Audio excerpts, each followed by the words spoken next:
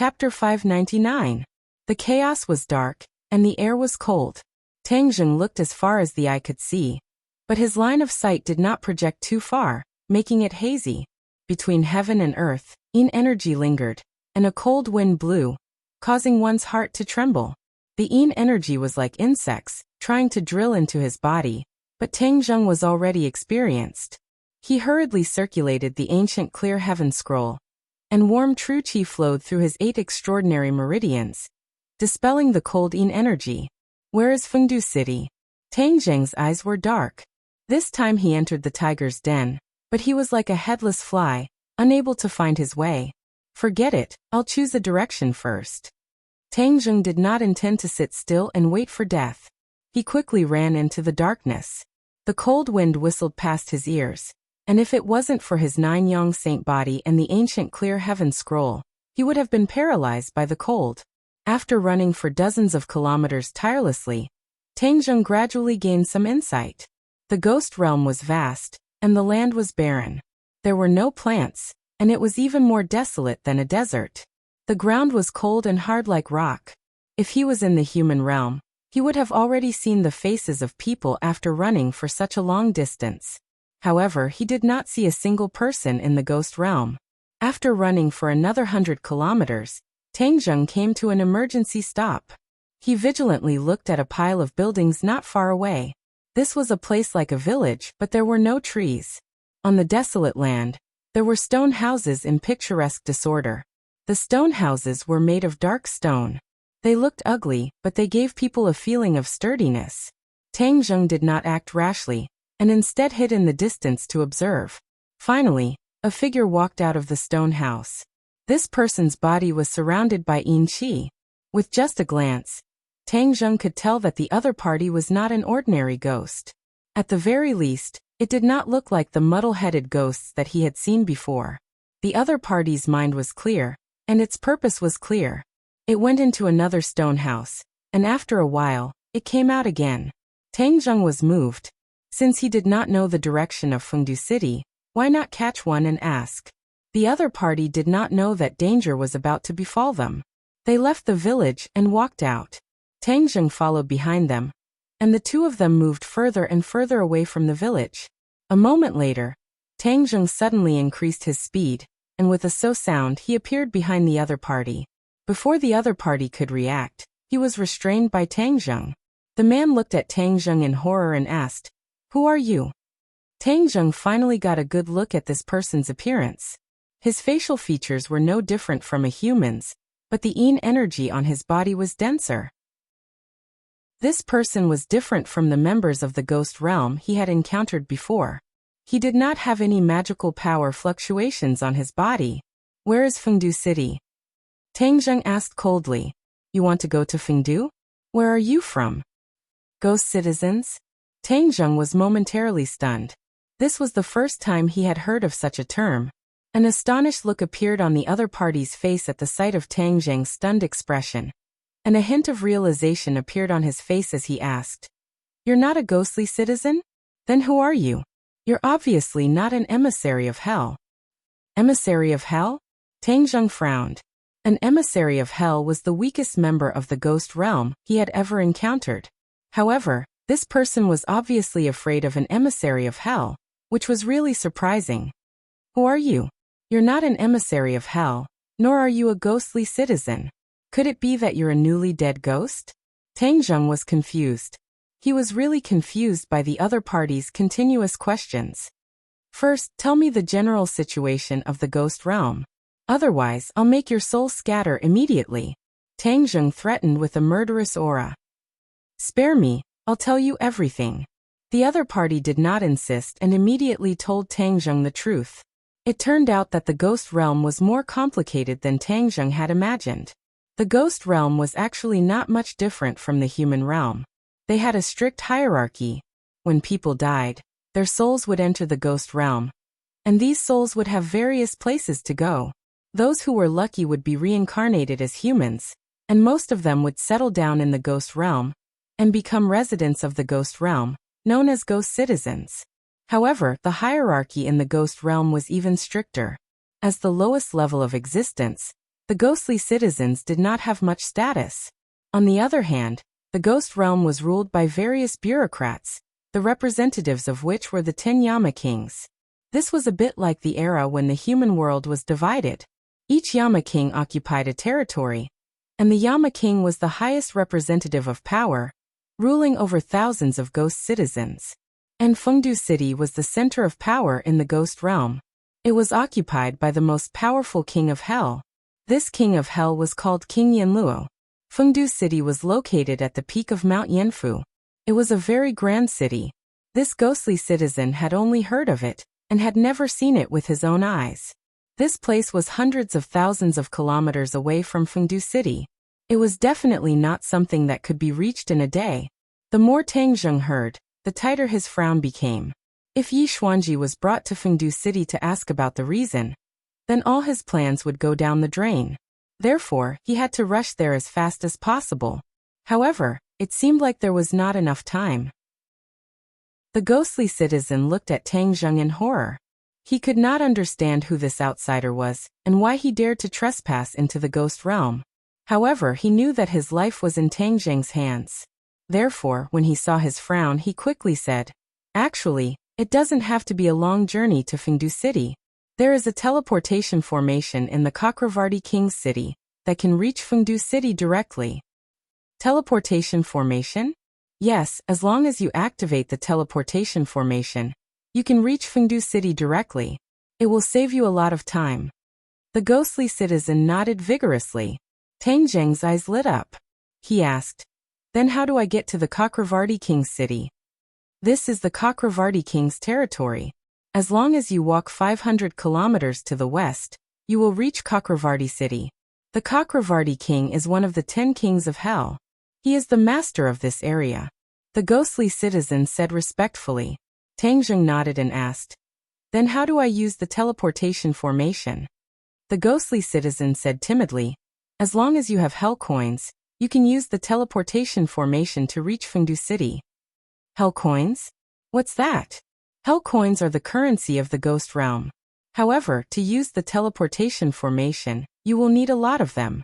Most ghostly citizens won't be able to accumulate that much in their lifetime. Is that so? Then do you have enough? Not enough? Far from enough. The ghostly citizen shook his head like a rattledrum. Tang Zheng stared at him skeptically. The ghostly citizen trembled and fell to his knees in front of Tang Zheng. He kowtowed repeatedly and begged, "Please let me go. I really don't have that many hell coins. I'm just a ghostly citizen." Looking at his crying appearance, which was not much different from a weak ordinary human, Tang Zheng's heart softened and said, "Okay, I will believe you for now. I will let you go now, but if you dare to tell others about me, I will definitely find you and make your soul scatter. Yes, I will keep this a secret. Thank you for sparing my life." The ghostly citizen turned around and fled as if he had just been pardoned.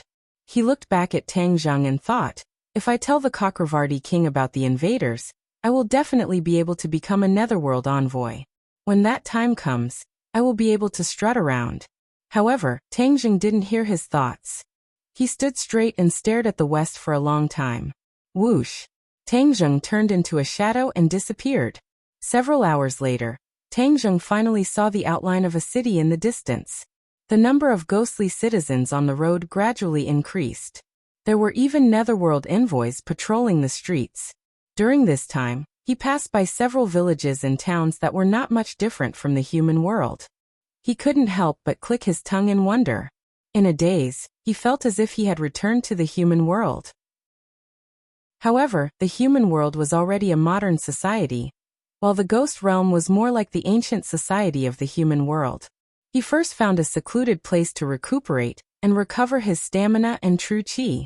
This time, he had entered the tiger's den. He had to be fully prepared for any possible battle. In addition, he had already disguised himself. Yin qi lingered around his body, making him no different from an ordinary ghostly citizen. Just now, he used this disguise to deceive a group of patrolling netherworld envoys. The 3 ancient characters of Chakravarti City hung above the city wall, emitting a faint glow. The city wall was dozens of feet tall, and was completely black. He didn't know what material it was made of, but it gave off a feeling that it was impregnable. There were netherworld envoys standing guard at the city gate, inspecting the ghostly citizens who passed through the gate. Tang Zheng lined up to enter the city. There were ghostly citizens in front and behind him, so he didn't stand out too much. He entered the city without any mishap. When he looked up, he couldn't see the end of the city. This city was really too big. It was bigger than any city in human history. A black cloud floated above the palace. It was like a huge monster overlooking every corner of the city. He suppressed the shock in his heart and carefully walked towards the center of the city. From afar, Tang Zheng saw a majestic palace in the distance. It gave off an invisible pressure. This palace belonged to the Chakravarti king. It was the center of power in the city. Since that ghostly citizen said that the teleportation formation was so mysterious, it must not be in an ordinary place. It was highly likely that it was in the Chakravarti palace. Without a doubt, the Chakravarti palace was heavily guarded. However, Tang Zheng did not retreat. He blended in with the ghostly citizens and quickly approached the palace. The ghostly citizens were bustling with activity. After a long time, the palace was finally fully exposed in front of Tang Zheng. Looking up at it from such a close distance, Tang Zheng once again felt the magnificence of the palace. In front of it, all the ghostly citizens were insignificant. The palace was heavily guarded. The netherworld envoys were guarding all the entrances. Tang Zheng despaired at one glance. Where was he going to find the teleportation formation? Just as he was at his wit's end, a ray of light shot into the sky and into the black cloud above the palace. The black cloud changed and formed a whirlpool, sucking in the light. Tang Zheng's eyes widened. There seemed to be a blurry figure in the light that shot into the sky, disappearing in the black cloud in the blink of an eye. The light disappeared very quickly. Everything returned to normal. Tang Zheng stared blankly at this miraculous scene, not knowing what to do. Beside him, a ghostly citizen also stared blankly at this scene. After a while he said enviously, "Another ghostly citizen has gathered enough hell coins to take the teleportation formation to Fengdu City. I'm so lucky. I'm afraid I won't have such an opportunity in my life." Yes, Fengdu City is the largest place in the ghost world. I want to go there too. Another ghostly citizen said with great yearning. Tang Zheng's heart skipped a beat. That ray of light was actually a teleportation formation. From the looks of it, it was at the right wing of the palace. He shifted his gaze and saw that there was indeed another door at the right wing of the palace. There were many netherworld envoys standing there, strictly inspecting the ghostly citizens who entered. Every ghostly citizen handed over a money bag to the netherworld envoys. It must be filled with hell coins. Chapter 600. The ghostly citizens carrying the money pouches passed through the entrance of the palace one after another before disappearing from sight. Tang Zheng began to panic as the number of ghostly citizens dwindled. No, I have to find some hell coins. Time waits for no one. His gaze landed on the money pouch of an excited ghostly citizen. What a sin! Today, I'm going to be the one who takes advantage of you. He quietly walked over to the ghostly citizen and stole the money pouch from him. Then, he quickly rushed to the entrance and handed it over to the emissary. The emissary stared at him for a moment before carefully counting the hell coins. Then, he waved his hand impatiently, indicating that he could enter. Tang Zheng felt a sense of relief as he hurriedly passed through the entrance. Before him was a long stone path with towering stone walls on either side of it. The ghostly citizens appeared particularly small and insignificant under the towering walls. They moved forward timidly, but there was a hint of excitement in their eyes. Clearly, these ghostly citizens were still in awe of the Chakravarti king's palace. However, they couldn't help but feel excited as they were about to arrive at Fengdu Necropolis. Tang Zheng tried his best to remain as discreet as possible and maintain the same reaction as the other ghostly citizens. Under the guidance of the emissary, he walked to the end of the stone path. Wow! Gasps of surprise could be heard from the ghostly citizens. Everyone was flabbergasted as they saw a huge plaza in front of them. There were ghostly generals and emissaries standing around the plaza like javelins. An invisible aura surged into the sky, striking awe in everyone's hearts. The ground of the plaza was engraved with complex patterns that extended to every corner of the plaza. It was an extremely mysterious sight. There was a tall platform in the corner of the plaza that was emitting bursts of faint light. Tang Zheng's pupils contracted as he stared intently at the plaza. Formation. With his knowledge of formations, he could already tell that this was an extremely complex and mysterious formation. In fact, it was more complex than any formation he had ever seen before. This must be a teleportation formation. To think that it can teleport people thousands of kilometers away. How miraculous!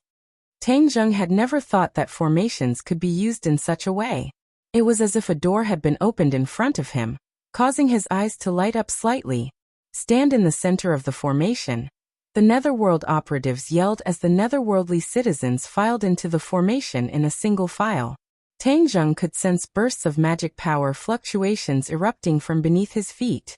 The other netherworldly citizens didn't possess any magic power, so they weren't able to sense this, but they were all rather excited. Activate the teleportation array. Suddenly, an order was given.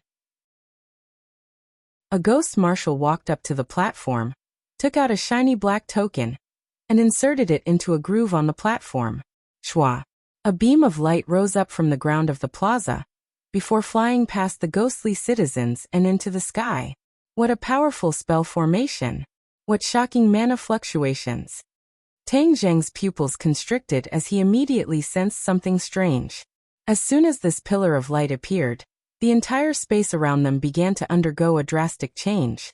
The air surged violently, and all of the netherworldly citizens began to blur involuntarily. Tang Zheng felt as if he was about to float up. It was as if his body was out of control, and was about to soar into the sky. He didn't circulate his energy to resist this effect. Instead, he allowed this effect to spread, and he was sure that all of the other netherworldly citizens were experiencing the same thing. Stop! Suddenly, a group of ghost messengers rushed from the stone path to the edge of the plaza and shouted to stop. Stop the teleportation array. None of the netherworldly citizens are allowed to leave the palace. Capture all of them.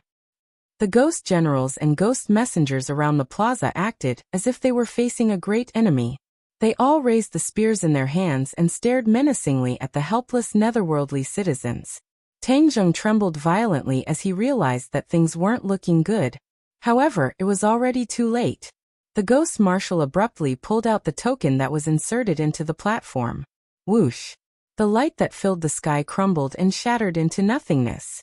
The teleportation array was stopped. The ghost generals around them began to shrink back step by step.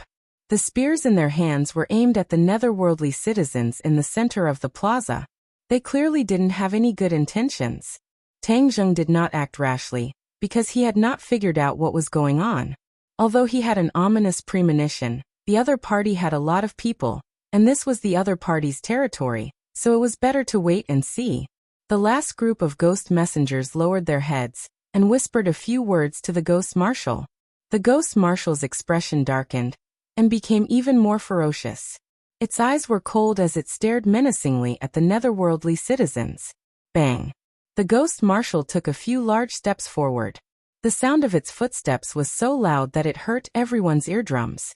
One of you is an intruder, the ghost marshal said with killing intent. Intruder? The netherworldly citizens were confused and looked at each other. Tang Zheng didn't show any abnormalities. Just like the other netherworldly citizens, he hid it very well. If you're smart, stand out right now. Otherwise, I guarantee that after I catch you, I will send you to the 18th level of hell and let you suffer the cruelest punishment until you die. Hearing this, many of the netherworldly citizens' expressions changed. They muttered, "The 18th level of hell is the most terrifying place in the ghost realm. No one would want to go there. You don't want to stand out? Someone has already informed us that you are an intruder. We will make you suffer the harshest punishment. Hee, in a moment, I will send all of you to the 18th level of hell. At that time, you will be able to fly south even if you grow wings," the ghost marshal sneered. "Spare us, Your Excellency, spare us." The netherworldly citizens immediately begged for mercy. Fear was written all over their faces. Some of the ghost marshals even knelt on the ground, and kowtowed like they were pounding garlic. Tang Zheng was shocked. These people had paid hell coins to use the teleportation formation, but they were sent to the 18th level of hell without any explanation. The management of the ghost realm was too chaotic and dark. Who is the intruder? Hurry up and stand out. Don't implicate us. One of the netherworldly citizens said with tears and snot. The netherworldly citizens all looked at each other, suspecting that the other was the culprit. As the true culprit, Tang Zheng was in a mess. He had let that netherworldly citizen go, but he didn't expect that he would go back on his word and expose him, causing him to fall short of success. What he didn't know was that ordinary netherworldly citizens could benefit from this kind of whistleblowing. The whistleblower could easily become a netherworld servant. This was power. In a society where power was concentrated in the ghost realm, the ordinary netherworldly citizen's desire and passion for power was unimaginable to Tang Zheng. After this battle, Tang Zheng clearly understood the truth of the ghost realm. Although the ghost realm was another world, it was actually very different from the human realm. This was especially true for the netherworldly citizens, who were completely different from humans. Their values were too different. Since he had come to the enemy's territory, he couldn't use the human realm's moral values and conduct as a benchmark. A woman's soft-heartedness would lead to big trouble sooner or later. Seeing that there was no movement after a long time, the ghost marshal became impatient. He waved his hand and said, "Take them all to the 18th level of hell, and let them have a taste of purgatory." Tang Zheng didn't want to experience this. Moreover, after this delay, it would be more difficult for him to use the teleportation formation to reach Fengdu City in the future. Thus, he swept his eyes and immediately locked onto the token in the ghost marshal's hand. He imitated the other netherworldly citizens and pretended to beg for mercy as he moved toward the ghost marshal. But before he could get close to the ghost marshal, the latter had already put away the token. Without the token, the teleportation formation wouldn't be able to be activated, and everything would be meaningless. Therefore, he had to activate the teleportation formation. Seeing that the token was about to disappear, Tang Zheng's eyes were sharp and his hands were fast. He directly rushed out of the crowd of netherworldly citizens and headed straight for the ghost marshal. "Catch him!" Swish, swish, swish. The spear in the ghost marshal's hand pierced towards Tang Zheng's chest. If he was hit, then Tang Zheng would be pierced into a hedgehog. However, Tang Zheng was much faster than the ghost marshal. He flew past the muzzle of the spear and arrived in front of the ghost marshal. He reached out with his long hand and grabbed the token. The ghost marshal saw through Tang Zheng's motive and hurriedly kept the token. He raised the spear in his hand and stabbed it towards Tang Zheng. Swish! War Soul appeared out of thin air and accurately met the attack. Clang! Sparks flew as War Soul, and the spear clashed fiercely. Tang Zheng had fought with the ghost marshal before, so he had some experience. As for the ghost marshal, he had obviously underestimated Tang Zheng's strength. Therefore, the spear shook and flew out of his hand. Tang Zheng did not hesitate to seize this opportunity. His long hand flew out and grabbed the ghost marshal's neck, breaking it without hesitation. He then reached into his pocket and took out the token. The token was completely black and filled with an ancient aura. This token was the key to activate the teleportation formation. With the key in hand, Tang Zheng did not hesitate to approach the platform and insert the token to activate the teleportation formation. However, things did not go as he wished. The other ghost generals blocked his path and stabbed their spears towards him again. Fast, ruthless, accurate. This time, Tang Zheng had no way of dodging and could only use his sword to counterattack. The flying immortals beyond heaven sword technique shone brilliantly as battle spirit's sword light danced in the air. Ding ding dang dang dang. A long string of spears was cut in two. However, this did not frighten the ghost generals. Instead, it aroused their ferocious nature. No matter who you are, you dare to trespass into the ghost realm and create havoc in Chakravarti City. Your end is here. Tang Zheng snorted and waved his war soul. Sword light flashed and ghost generals and ghost messengers fell to the ground one after another. The other ghost citizens were scared silly. They were originally ambitious to go to Fengdu City, but they encountered such a situation. Tang Zheng would not apologize. Ever since that ghost citizen told on him, He did not have any good feelings or pity for ghost citizens. There were not many ghost generals and ghost messengers in the square. Tang Zheng used his own strength and the heaven-grade magic treasure War Soul. It was as if he had entered an unstoppable state. Wherever he passed, ghost generals and messengers would fall. Dong dong dong. A series of uniform footsteps gradually approached. In an instant, many ghost marshals, ghost generals and ghost messengers appeared around the square. They looked at this scene with their mouths agape. Looking at their fallen comrades, the shock in their hearts could not be calmed down for a long time. The ghost realm had been peaceful for many years. There were very few people who had the guts to trespass into the ghost realm and create havoc. This was simply like poking a hornet's nest. Therefore, every one of them was extremely angry. With a loud roar, formation. Their figures changed and quickly closed in on Tang Zheng. They surrounded him so tightly that not even a drop of water could pass through, cutting off his connection with the platform. Chapter 601. The ghost messengers and ghost generals changed their formation, layer upon layer, advancing and retreating at the same time. An intense Yin-Chi soared into the sky as all of the ghost messengers and ghost generals released their spears and shot towards the sky. They were so densely packed that it was as if they were covering the sky above Tang Zheng's head. Tang Zheng held his sword with both hands, and with a move of heaven and earth, rumbling, sword light burst out. In an instant, half of the sky was filled with spear shadows. Boom boom boom. In the air, sword light and spear shadows intersected, and explosions sounded out one after another. Tang Zheng's arm trembled uncontrollably, and many ghost messengers and ghost generals fell to the ground dead, turning into wisps of Yin-Chi. However, reinforcements continued to arrive from all directions, and the number of spear shadows in the sky suddenly increased. The air fluctuated violently, and the spear shadows became illusory. With a flash of light, thousands of spear shadows merged into one, turning into a long spear, standing in the air. So, the long spear turned into an aurora, breaking through the air, and fiercely piercing towards Tang Zheng. Return to origin. Tang Zheng shouted. The true qi in his body surged, and poured into the war spirit sword. The war spirit sword's light immediately converged, and no longer had the berserk aura from before. Instead, it turned into an ordinary long sword, and without any fancy moves it swung out. The sword and spear attacked together, and everything returned to calm. The spear shadows dissipated, and the square was once again slanted, and a large number of people fell down. Tang Zheng staggered back, his face pale, and blood flowed out from the corner of his mouth. To resist the power of so many enemies by himself, this was already his limit. His true qi was trembling, as if it wanted to break out of his body, and it was really uncomfortable. He gritted his teeth and endured it. His feet slipped, and he rushed towards the high platform. The enemies were swaying left and right, and were seriously injured. They simply could not stop him in time, and could only watch as Tang Zheng inserted the token into the high platform. Shwa! The light in the square rose again, and shot straight into the sky.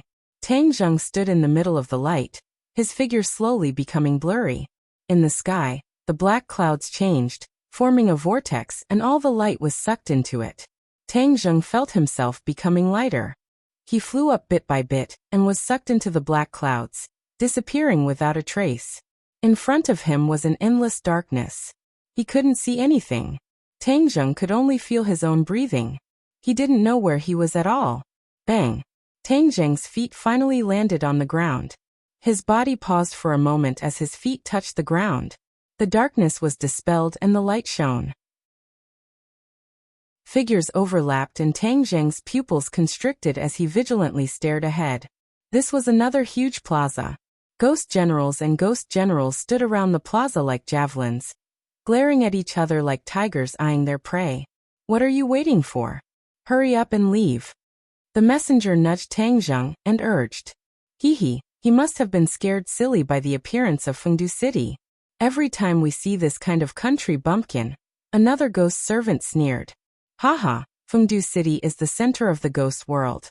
Of course, it's not comparable to other remote villages. When they go back, they will definitely be able to brag to the other ghost citizens for a while.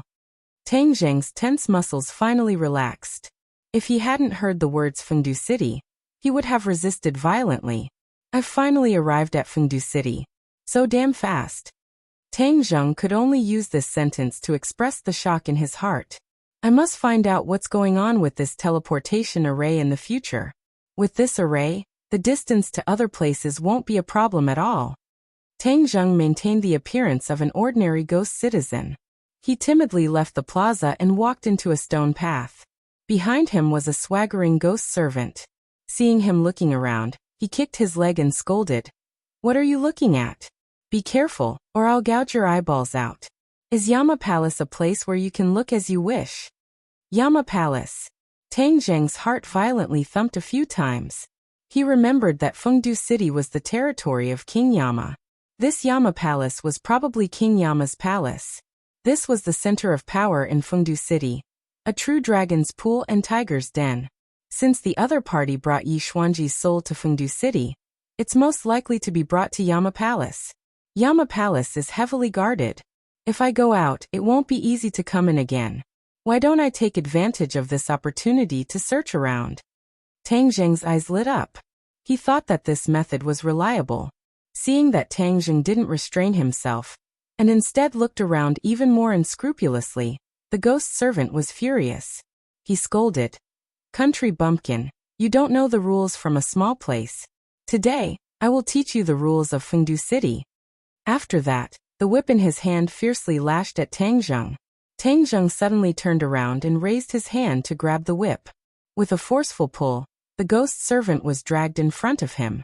Their eyes met, and they were very close. The ghost servant was shocked. He looked at this lowly ghost citizen in horror.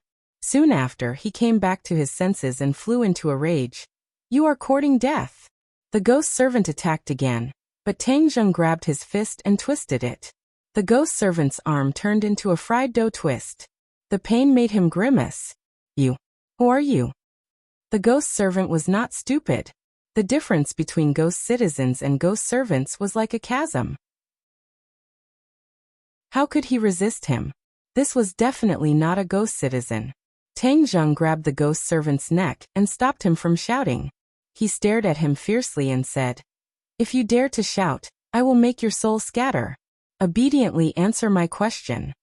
The ghost servant rolled his eyes, but other than pain, his eyes were full of anger. If you don't want to cooperate, then there is no need for you to keep your other arm. In an instant, both of the ghost servant's arms were twisted into a fried dough twist. The ghost servant was in so much pain that he looked like a ferocious ghost. Now you know how to cooperate? The ghost servant hurriedly nodded. Do you know where the ghost in Reincarnation City went? The ghost servant was at a loss. Seeing the ferocious look in Tang Zheng's eyes, he hurriedly moved his throat and wanted to speak. Don't shout, or I will kill you immediately. The ghost servant nodded. Tang Zheng released his grip. The ghost servant took a deep breath and said hurriedly, Although I do not know about ghosts, I saw the Cakravarti king bring his elites to Fengdu City. Then they were taken away by King Yanlua's bodyguards. The Cakravarti king was here too.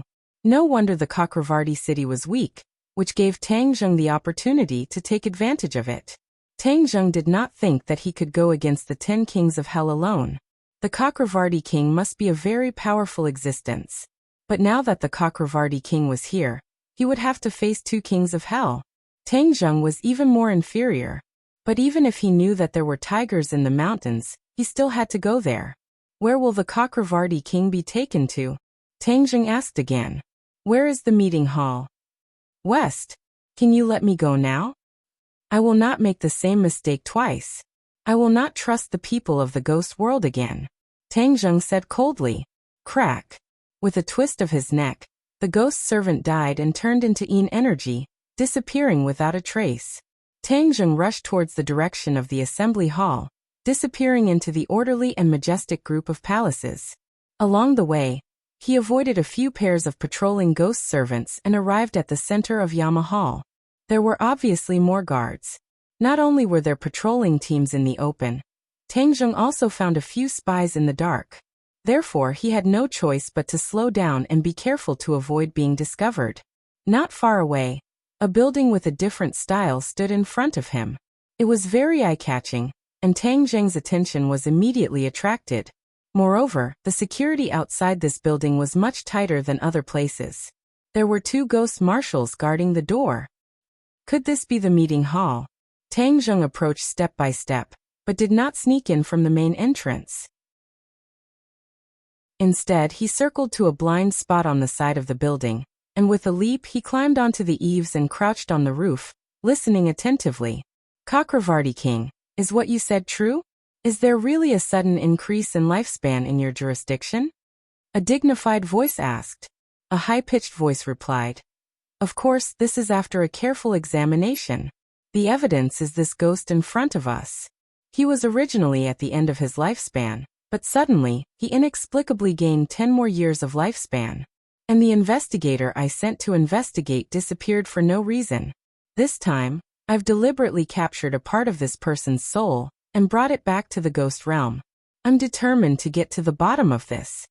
Tang Zheng's heart skipped a beat. It sounded like a conversation between Yama King and Chakravarti King, and they had just discussed it. However, he did not know if Yi Xuanji had spoken yet.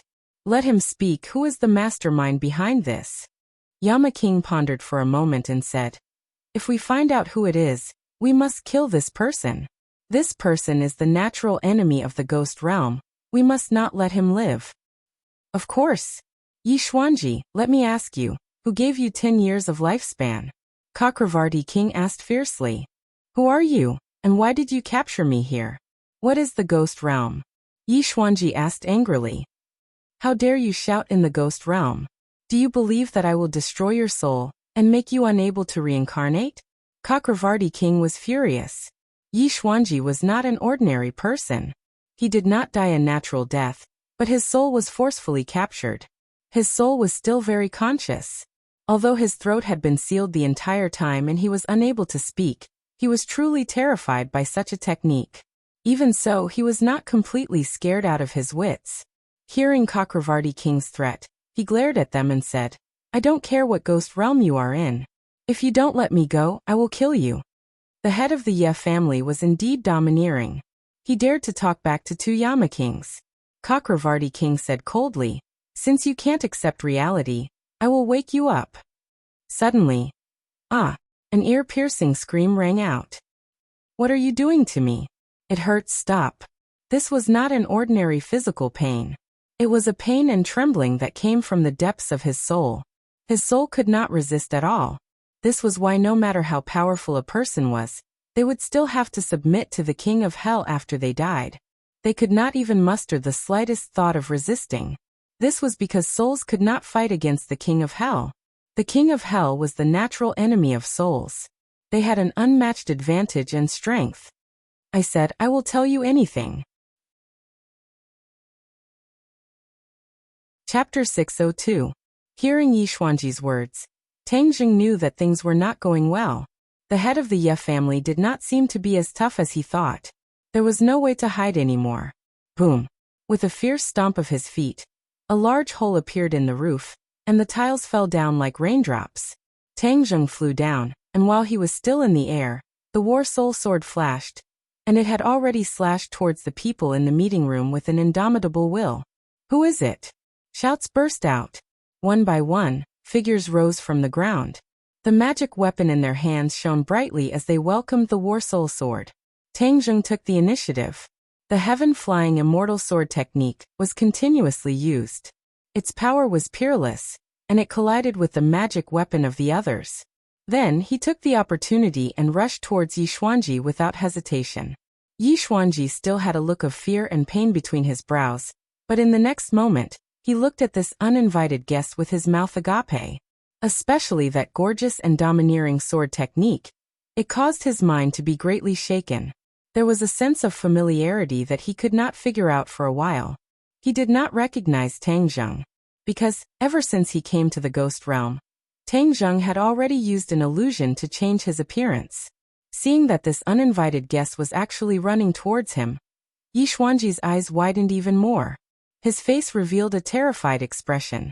He did not think that he could escape from the opponent's sword. He wanted to escape very much, but his body was already imprisoned. He could not move. He could only watch the opponent approach like a puppet. Ah! He was so frightened that he turned pale. He kept screaming, without the slightest aura of the head of the family. Ha! Suddenly he was stunned. The long sword did not fall on his body.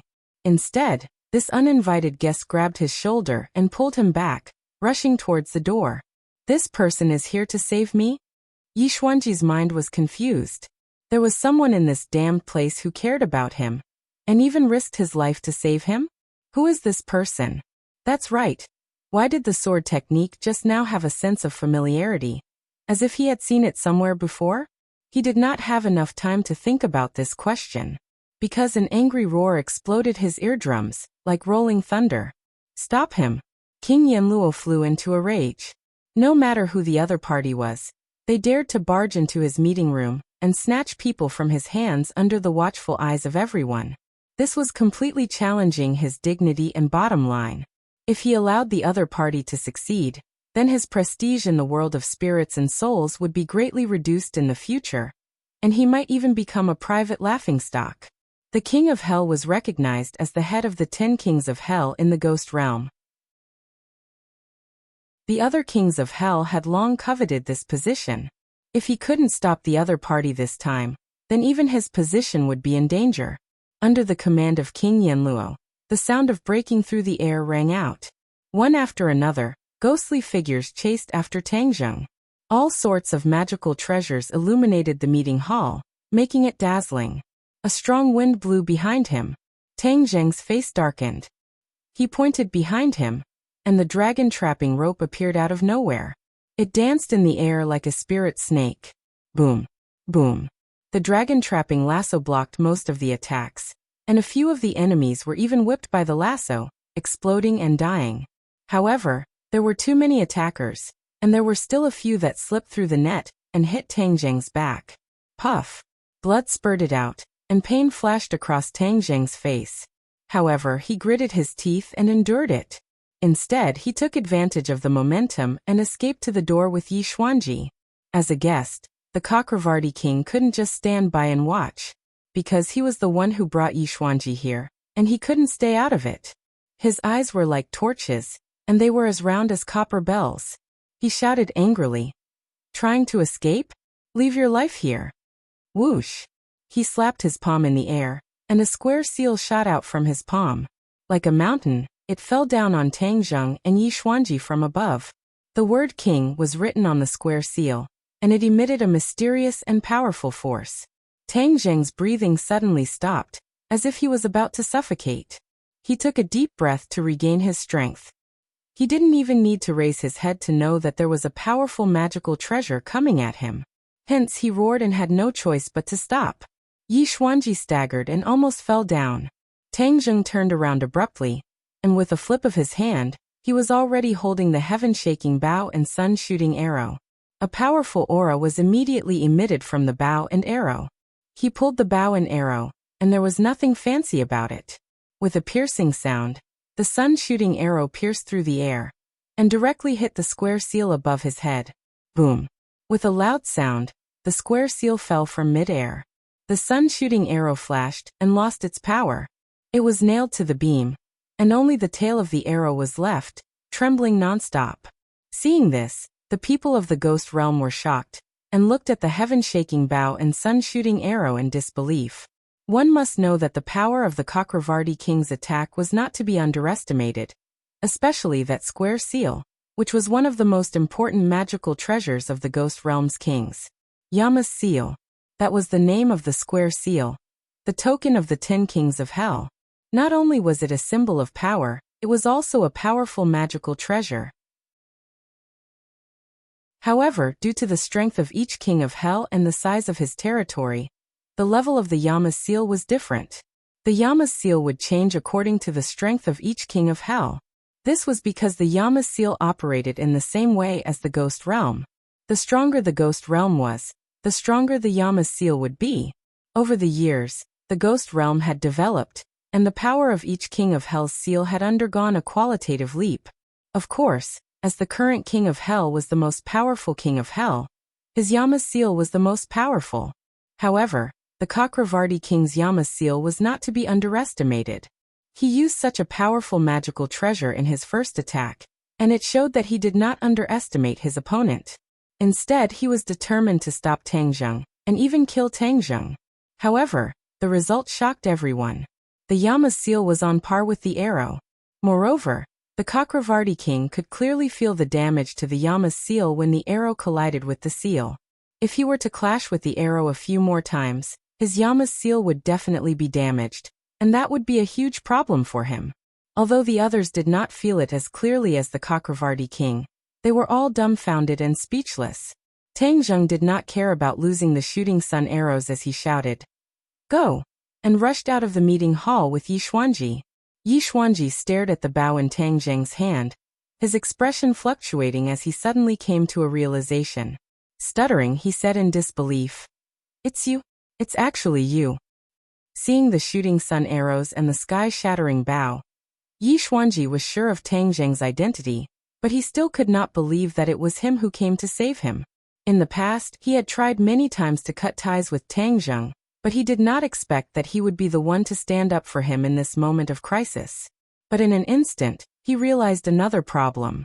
He already understood that he was just a strand of soul. His usual superb martial arts had no substantial effect and could not be used at all. Right now, he did not even have the strength to truss a chicken, and was at the mercy of others. He did not like this deep sense of danger. However, looking at Tang Zheng, he could not understand why Tang Zheng was still so powerful. Furthermore, he was several times more powerful than when they first met. This was simply illogical. Before Yi Xuanji could lament for too long, Tang Zheng's pupils constricted as he knew that his identity had been exposed. He stared at him and said in an unfriendly tone, "If you want to live, don't talk nonsense." Yi Xuanji's neck shrunk as he understood that these people were here for the life-continuing pill. The life-continuing pill came from Tang Zheng's hands, which meant that it was inextricably linked to him. In an instant, Yi Xuanji finally understood the cause and effect. Hearing Tang Zheng's unfriendly warning, although he was a little angry, he tactfully shut his mouth. Only his eyes were left as he stared at this mysterious scene. "You guys are indeed together. Could it be that you are the one behind this? To think that you have the ability to trespass into the ghost realm. This is a good opportunity to take you down and find out what happened." King Yanluo spoke again as his expression became unprecedentedly serious. Obviously, the confrontation between the shooting sun arrows and King Yanluo's seal had shaken King Yanluo. He did not dare to slight Tang Zheng and understood that this would not be a small battle.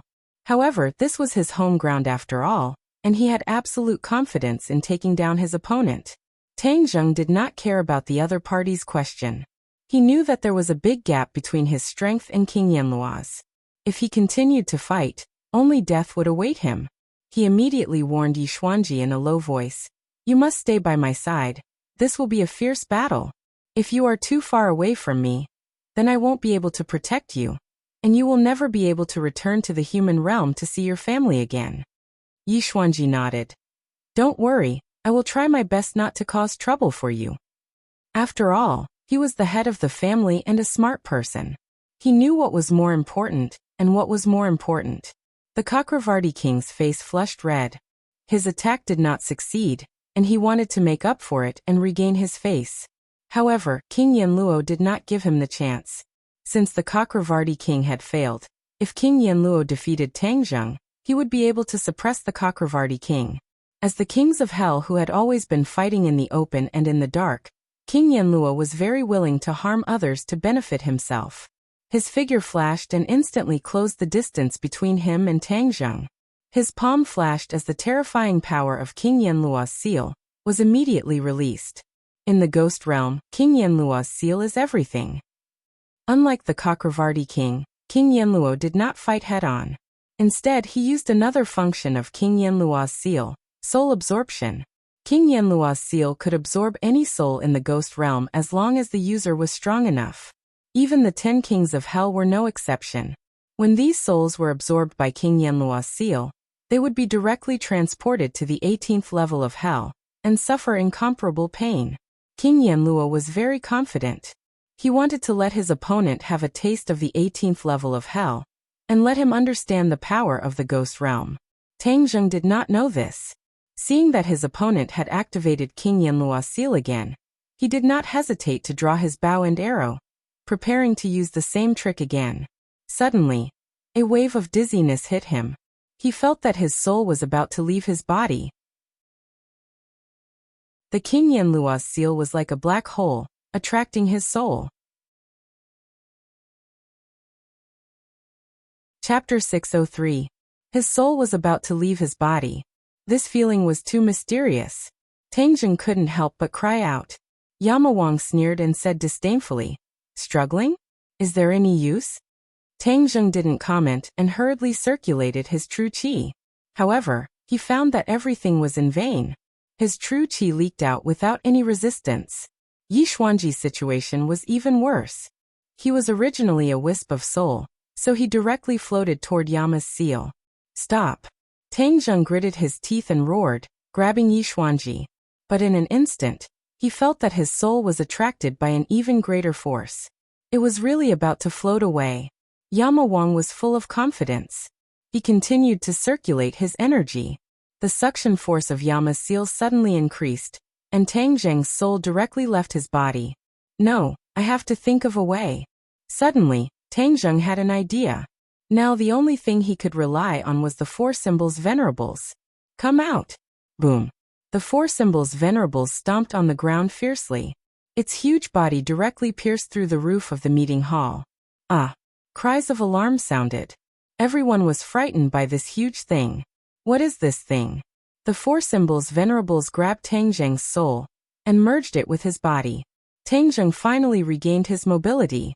The tip of his foot touched the four symbols venerable's knee and rushed into the secret room in his chest.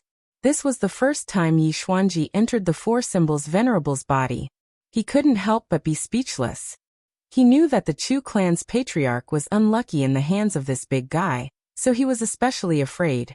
But when he was in the body, he couldn't help but look around like a curious baby. This is equivalent to the big guy's control room. But there's no equipment. How can it be controlled? Yi Xuanji was disappointed. He was confused, and his frown deepened. What is this thing? Yama Wang and Chakravarti Wang also couldn't help but widen their eyes. Especially Yama Wang. The shock in his heart was even more intense. Because the Yama's seal in his hand had lost its effect.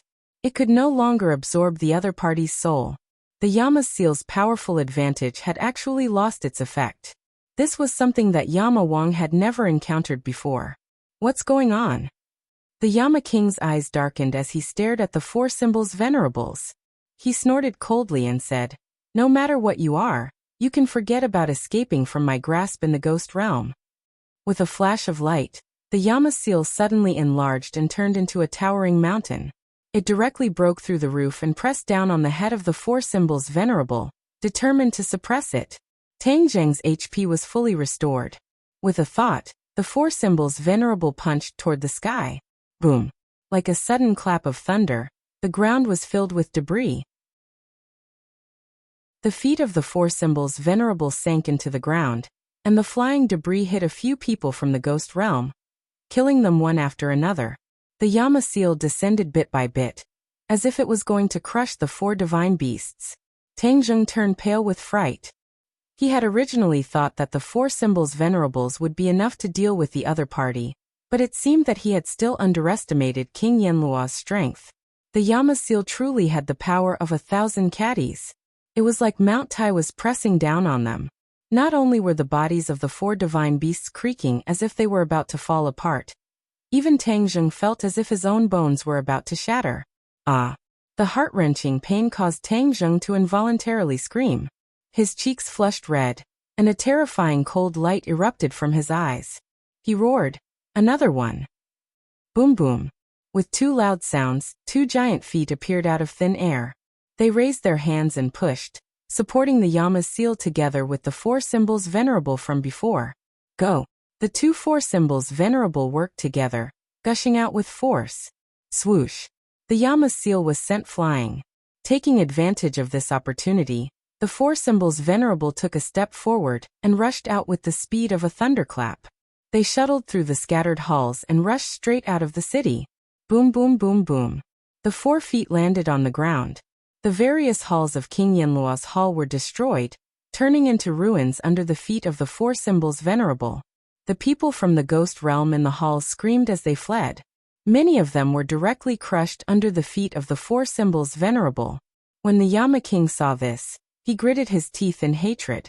This was his headquarters, his blood, sweat, and tears. He could only watch helplessly as the halls collapsed one after another. His heart was dripping blood. I'm going to tear you into pieces and beat you to the 18th level of hell. King Yenluo roared hysterically. With a tap of his foot, a black cloud emerged from under his feet. A sinister wind blew, and he actually flew into the sky. Let me help you, the Cakravarti king roared. Wind blew under his feet as he stepped on a black cloud and soared into the sky, chasing after Tang Zheng. The other people from the ghost realm chased after him as fast as lightning. All kinds of magic treasures were thrown at the 4 symbols venerable. However, the 4 symbols venerable was invulnerable. These ordinary magic treasures could do nothing to it. They could only tickle it. King Yenluo and the Cakravarti king also realized the extraordinariness of the 4 symbols venerable. In their impression, they had never heard of such a colossus. They couldn't help but feel suspicious. Weren't cultivators on the decline in the mortal realm? And there weren't many left? How could there be such a heaven-defying existence? In fact, they could already tell that Tang Zheng's actual cultivation wasn't very high. It would be a piece of cake for them to deal with him. However, the magic treasures in his hands were extraordinary, especially the bow and arrows and the 2 colossal objects. The bow and arrows were in no way inferior to the Yama's seal. One had to know that the Yama's seal was one of the top treasures in the ghost realm. From this, one could see how extraordinary the bow and arrows were. The 2 kings of hell started to have some ideas. If they could kill others and steal their treasures, with the bow and arrows, or even these 2 behemoths, their strength in the ghost realm would definitely increase by leaps and bounds, leaving the other kings of hell far behind. King Yenluo glanced at the Cakravarti king. He knew that the latter had the same idea as him. His heart tightened as he thought to himself, this is Fengdu City, my territory. How can I allow you to get your hands on these 2 magic treasures? Tang Zheng didn't know what the other party was thinking. He just kept on rushing out. In the blink of an eye, he had rushed out of the Yama Hall and into the streets of Fengdu City. In an instant, everyone in the ghost realm raised their heads and looked over. Without a doubt, the 4 supremes had become the focus of attention. Everyone was muttering. Who was it that dared to be so unscrupulous in Fengdu City? The 4 supremes were very fast, but King Yenluo and the Cakravarti king were not slow either. Riding on clouds, they arrived behind the 4 supremes one after the other. As the 2 of them were suspended in midair, the 4 supremes lost part of their advantage. Without hesitation, the 2 of them raised the Yama seal again. Rumble. The black clouds pressed down. This time, the momentum was even more shocking. Lightning flashed and thunder rumbled in the sky. The Yama seal rushed into the sky and merged with the black clouds, becoming one with them. It also became a huge monster. The black clouds and lightning lingered in the sky, each attacking the 2 4 symbols venerables. Rumble. The 4 supremes had no choice but to stop in their tracks. They fell to the ground with 2 thuds. The 2 Yama's seals pressed down on their bodies. The immense force made it impossible for them to move. The 2 kings of hell looked pleased. They looked at each other and rushed over as fast as lightning. Neither of them wanted to leave the spoils for the other. Tang Zheng, what do we do now? Yi Xuanji was dizzy but anxious. He thought that victory was in sight, but in the end he couldn't move. He couldn't help but sigh in his heart. Tang Zheng was too weak after all. However, he immediately blushed. He couldn't even resist, but he said that Tang Zheng was weak. He was a little shameless. Tang Zheng felt the immense force on his body. Veins popped out on his forehead and cold sweat broke out. This was the most dangerous situation he had ever faced. He had underestimated his opponent too much. However, he didn't give up. He shouted unyieldingly, "You think you can capture me like this? Don't even think about it." Rumble. 2 more 4 supremes rushed out from the Sumeru pouch. They grabbed the two Yama's seals and used all their strength. Rise! Tang Zheng roared. The Yama seals finally lifted a little. The two Supremes were finally free. Uft! Tang Zheng spat out a mouthful of blood. His face was as white as paper. Although it was just summoning two more Supremes, the test for Tang Zheng was unimaginable. Although the Supremes were powerful, controlling them consumed too much true qi and mental strength. In the past, he could only control one Supremes. Two was already his limit. However, in order to survive this time, he had to take the risk. The result of the risk was that his true qi was shaken and his internal organs were displaced. If it wasn't for his solid foundation, he would have died. However, this scene stunned everyone in the world of spirits and souls. Even King Yanluo and King Chakravarti were suspended in midair in a daze. Why did two more big guys suddenly appear? King Chakravarti smacked his lips and couldn't help but exclaim. King Yanluo's face was pale. He thought that the two Yama's seals would be enough to suppress the other party. However, he didn't expect the other party to have a trick up his sleeve. While King Yanluo was in a daze, Tang Zheng quickly put the three Supremes back into his Sumeru pouch, ignoring his shaken true qi and internal injuries. His power and mental strength were barely enough to control one four symbols venerable, so how could he possibly control four symbols venerables? He dragged his exhausted body and drove the four symbols venerables toward the towering city walls of Necropolis. The others didn't know that he was already at the end of his rope. They watched him escape, but no one dared to act rashly. Finally, King Yanluo came back to his senses and roared, "Stop right there!" Whoosh! Riding on the clouds, he gave chase. However, the Supremes were already at the edge of the walls. With a leap, they soared into the sky and crossed the towering walls. Ha! There's no land below? His feet were in the air. Tang Zheng was shocked. Outside the walls was a bottomless abyss. Fengdu City was built on top of a barren mountain. The cliffs were steep and the mountain was thousands of feet high. Mount Yanfu was a famous mountain in the ghost realm. It wasn't famous for its height, nor was it famous for Fengdu City on top of the mountain. The most famous thing was the river at the foot of the mountain. River Styx. People called it the River of Death. Tang Zheng watched as the four divine beasts fell into the river. Chapter 604. Styx River, also known as the River of Death, was one of the most dangerous places in the ghost world. It circled around the Jamba Mountain and was equivalent to the moat of Fengdu City. Fengdu City was only connected to the outside world by an iron chain bridge. It was easy to defend and difficult to attack. Therefore, Fengdu City had a unique advantage and became the most heavily guarded fortress in the ghost world. The water in Styx River had no buoyancy. Anything, even a feather, would sink immediately if it fell on it. Even if you were a swimmer, the fish in the water could not survive in Styx River. Once they fell into the river, they would be buried at the bottom. Even King Yanluo did not dare to take the risk. Thus, when he saw Tang Zheng hiding among the four divine beasts and falling into the underworld river like a meteor, he hurriedly stopped his forward momentum and stopped on the towering walls of Fengdu City as he stared at the colossus with a burning gaze. The others also caught up and looked at this scene in a daze. Soon after, they were overjoyed. This guy was really reckless. He trespassed into Fengdu City and finally lost his life.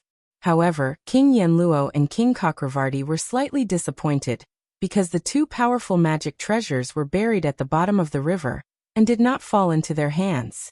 Something is wrong. There is still one arrow left. King Yanluo suddenly had an idea. He turned around and ran. Finally, he found an arrow on the broken beam of the meeting hall. This was the shooting sun arrow shot by Tang Zheng. Unfortunately, he could not retrieve it, and it benefited King Yanluo. King Yanluo caressed the body of the arrow and waves of mana rippled. He was overjoyed. This must be a divine weapon. I must keep it and treat it as compensation for this loss. Whoosh! A strong wind blew. King Chakravarti stood in front of King Yanluo and stared at the shooting sun arrow. King Yanluo laughed mockingly and asked, "You want it?" King Chakravarti's expression changed. Of course he wanted it. He had seen the power of this arrow. It was not an ordinary magic treasure to be able to fight against King Yanluo's seal. However, The Cakravarti king wasn't as strong as the king of hell. Furthermore, this was the king of hell's territory. He didn't have any advantage in terms of timing, location, and people. Hence, he could only be envious and definitely wouldn't take it for himself. The Cakravarti king smiled sheepishly. Of course not. These are your spoils of war. Where's that guy? Sinking to the bottom of the Nether River means certain death. The Cakravarti king's face darkened. He was the cause of this incident. Not only did he not gain anything out of it, he even got himself into trouble. It's good that he's dead. Then there won't be anyone whose lifespan will increase for no reason in the future. This matter will come to an end for the time being. King Yama closed the coffin and concluded. The Cakravarti king nodded with a meaningful smile. However, he knew in his heart that the impact of this intruder on the ghost realm would definitely not be limited to this. The fact that the King Yenluo did not capture the intruder alive would cause his prestige to be tarnished, which would cause the other kings of hell to be restless. There would be undercurrents in the world of spirits and souls. Of course, Tang Zheng did not know that his actions would have such a huge impact on the world of spirits and souls. He was currently sinking rapidly to the bottom of the river.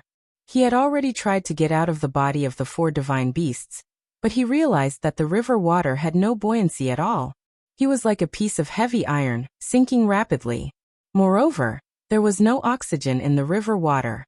One must know that after he cultivated the Dragon God technique, he could breathe freely in the water. However, there was no oxygen in the water here. There was nothing he could do and he would suffocate to death. He quickly got back into the body of the 4 divine beasts and used the remaining air to survive. However, when he saw Yi Xuanji's soul, his expression changed drastically. Yi Xuanji's soul had become much fainter, like a wisp of green smoke that was about to float away. What's going on? Tang Zheng was shocked. Yi Xuanji was in extreme pain. He said, I feel like my body is about to fall apart. My life is slipping away bit by bit. Tang Zheng was shocked. This must be because of the river water. Otherwise, why did no one chase after him? With the style of King Yenluo and King Cakravarti, they would not just watch him fall to the bottom of the river. There must be something wrong with the river water that made them fearful, and did not dare to step into it. Your soul is weakening. Soon, your soul will disperse. Tang Zheng circulated his energy, and immediately understood what was going on with Yi Xuanji. Disperse.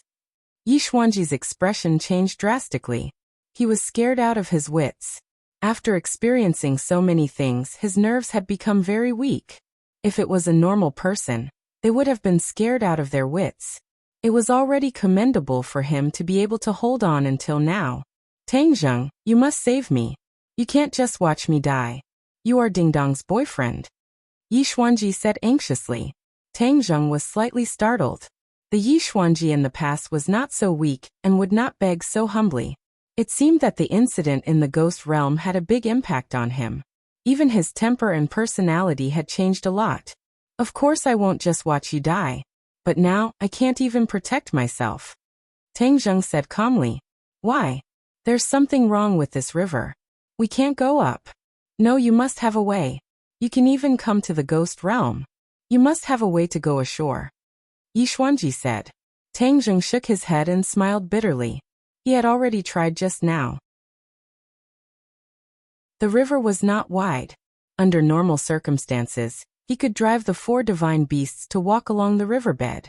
But just now when he tried to move, the 4 divine beasts could not move. It was as if there was an invisible force in the river that imprisoned the 4 divine beasts. But Tang Zheng was not as calm as he looked. Since the river water could devour souls, he would soon follow in Yi Xuanji's footsteps. The river water flowed slowly. It circled around the Jambu mountain and flowed into the distance.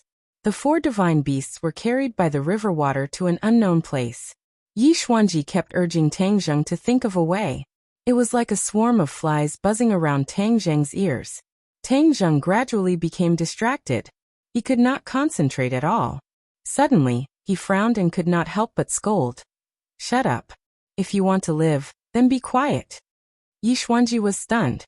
If it was in the past, he would have long lost control of his temper, but at this moment he was like a docile sheep, obediently shutting his mouth. He even glanced at Tang Zheng with a bit of reverence. At this moment, if Tang Zheng wanted to kill him, it would be as easy as flipping his hand. His little life was in Tang Zheng's hands. He did not dare to disobey Tang Zheng's wishes. Tang Zheng closed his eyes and rested. He circulated the ancient clear heaven scroll and divine dragon art to cultivate. Just now he had suffered heavy injuries. In fact, he was already an arrow at the end of its flight. If he did not fall into the river Styx, he would have become King Yama's captive. But now that he was in a desperate situation, it was not much better. The most important thing now was to recover his strength, and then think of a way to escape. Time passed little by little. Yi Xuanji's whole body was in pain as if 10,000 insects were biting him. But he gritted his teeth and endured it, so as not to affect Tang Zheng. Huff, Tang Zheng suddenly exhaled a long breath. It was as if a long sword had been spat out from his mouth. He felt refreshed. The congested blood in his body and the displaced internal organs were almost completely healed, so he stopped the healing. Opening his eyes, he saw Yi Xuanji's painful appearance. He nodded calmly and said, "Do you know why I came to save you?" Yi Xuanji shook his head weakly. "If it wasn't for the sake of Ding Dong's family, why would I take the risk to make this trip?" "Yes, thank you. You don't have to thank me. You should thank Ding Dong's family. Your other son is obstructing me in every possible way. It seems that he doesn't want you to wake up." Tang Zheng did not mind taking the opportunity to make Yi Tianming look bad. Doesn't he know that he has always coveted the position of patriarch? "I won't let you have your way. On the contrary, Uncle Yi and Aunt Feng have always been good to me. I helped them to consolidate their strength in the Ye family. Of course, I am duty-bound to help them." "How dare you? When I go back, I must teach Tianming a lesson." Yi Xuanji was furious. You raised a son for a lifetime, but in the end, you don't care about your life or death. Your life is really sad." Tang Zheng said jokingly. Yi Xuanji's face was ugly, but he had no way to refute. In fact, there were many power struggles in big families. There were countless cases of brothers and fathers fighting openly and secretly. In ancient times, there were many cases of princes killing their own father to become emperor. So, Yi Xuanji did not doubt Tang Zheng's words. This was equivalent to planting a seed of doubt in Yi Xuanji's heart. It was enough to make Yi Tianming suffer. Tang Zheng did not care about Yi Xuanji's thoughts. Instead, he channeled his energy to perceive the situation outside. The river was still flowing outside. It was dead silent. There were no creatures in the river. Moreover, this place was no longer under the Jamba Mountain. He did not know where it had drifted to. "I'm afraid that King Yanluo and King Chakravarti already think that I am dead. This is good. If I can escape, then they will not continue to pursue the matter of the life-continuing pill. I will have time to carry out the plan of the 5-clawed golden dragon, and use the tree of life to stir up the ghost realm." In fact, if he could return to the human realm, he would be fine even if he did not carry out the plan. However, after this trip to the ghost realm, he realized that the power of the ghost realm far exceeded that of the human realm. For the future of the human realm, the plan was urgent. His perception spread very slowly in the river. An invisible force was suppressing him, making it difficult for him to move. After a long time, he was almost exhausted. He hurriedly channeled his energy to recover. His breathing involuntarily became rapid. The oxygen in the body of the 4 symbols reverend had become very thin. Although he was trying his best to control his breathing rate, he was gradually in a state of hypoxia. "Calm down. The more dangerous it is, the calmer it is," he kept silently reminding himself. However, his heart failed to live up to his expectations and beat violently. He hoped to absorb more oxygen to supply his body. After thinking about it, he tried all the possible methods. In the end, he found that he still could not drive the 4 symbols reverend to escape the river of death. His consciousness gradually became erratic. Only the sound of his heart beating was left in his ears. It was as if his heart was going to jump out of his throat. Chapter 605. Looking at Tang Zheng's situation, Yi Xuanji was extremely anxious, but there was nothing he could do. He wanted to keep urging him, but in the end he held back. Tang Zheng felt that his soul was about to leave his body. The feeling of drifting was getting stronger and stronger, as if his soul was about to fly up into the sky. His heart was beating violently, and his breathing became hurried. He gasped for air, but there was too little air. After a while, the air was about to dry up. Bang! Bang! Bang!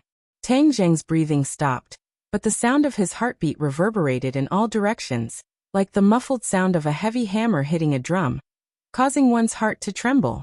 A strong life force was constantly replenishing his 8 extraordinary meridians from his heart, and his pale cheeks immediately turned red. Whoosh! Tang Zheng's eyes suddenly opened, and a red light appeared, like a red sun. Looking at this pair of eyes, the dying Yi Xuanji was startled, and there was a tremor from the depths of his soul. This pair of eyes seemed to have magic. Ghost realm, river Styx, humph, you want to trap me just like that? Tang Zheng spoke, and his voice was completely different from before. Tang Zheng, quickly think of a way, don't dawdle.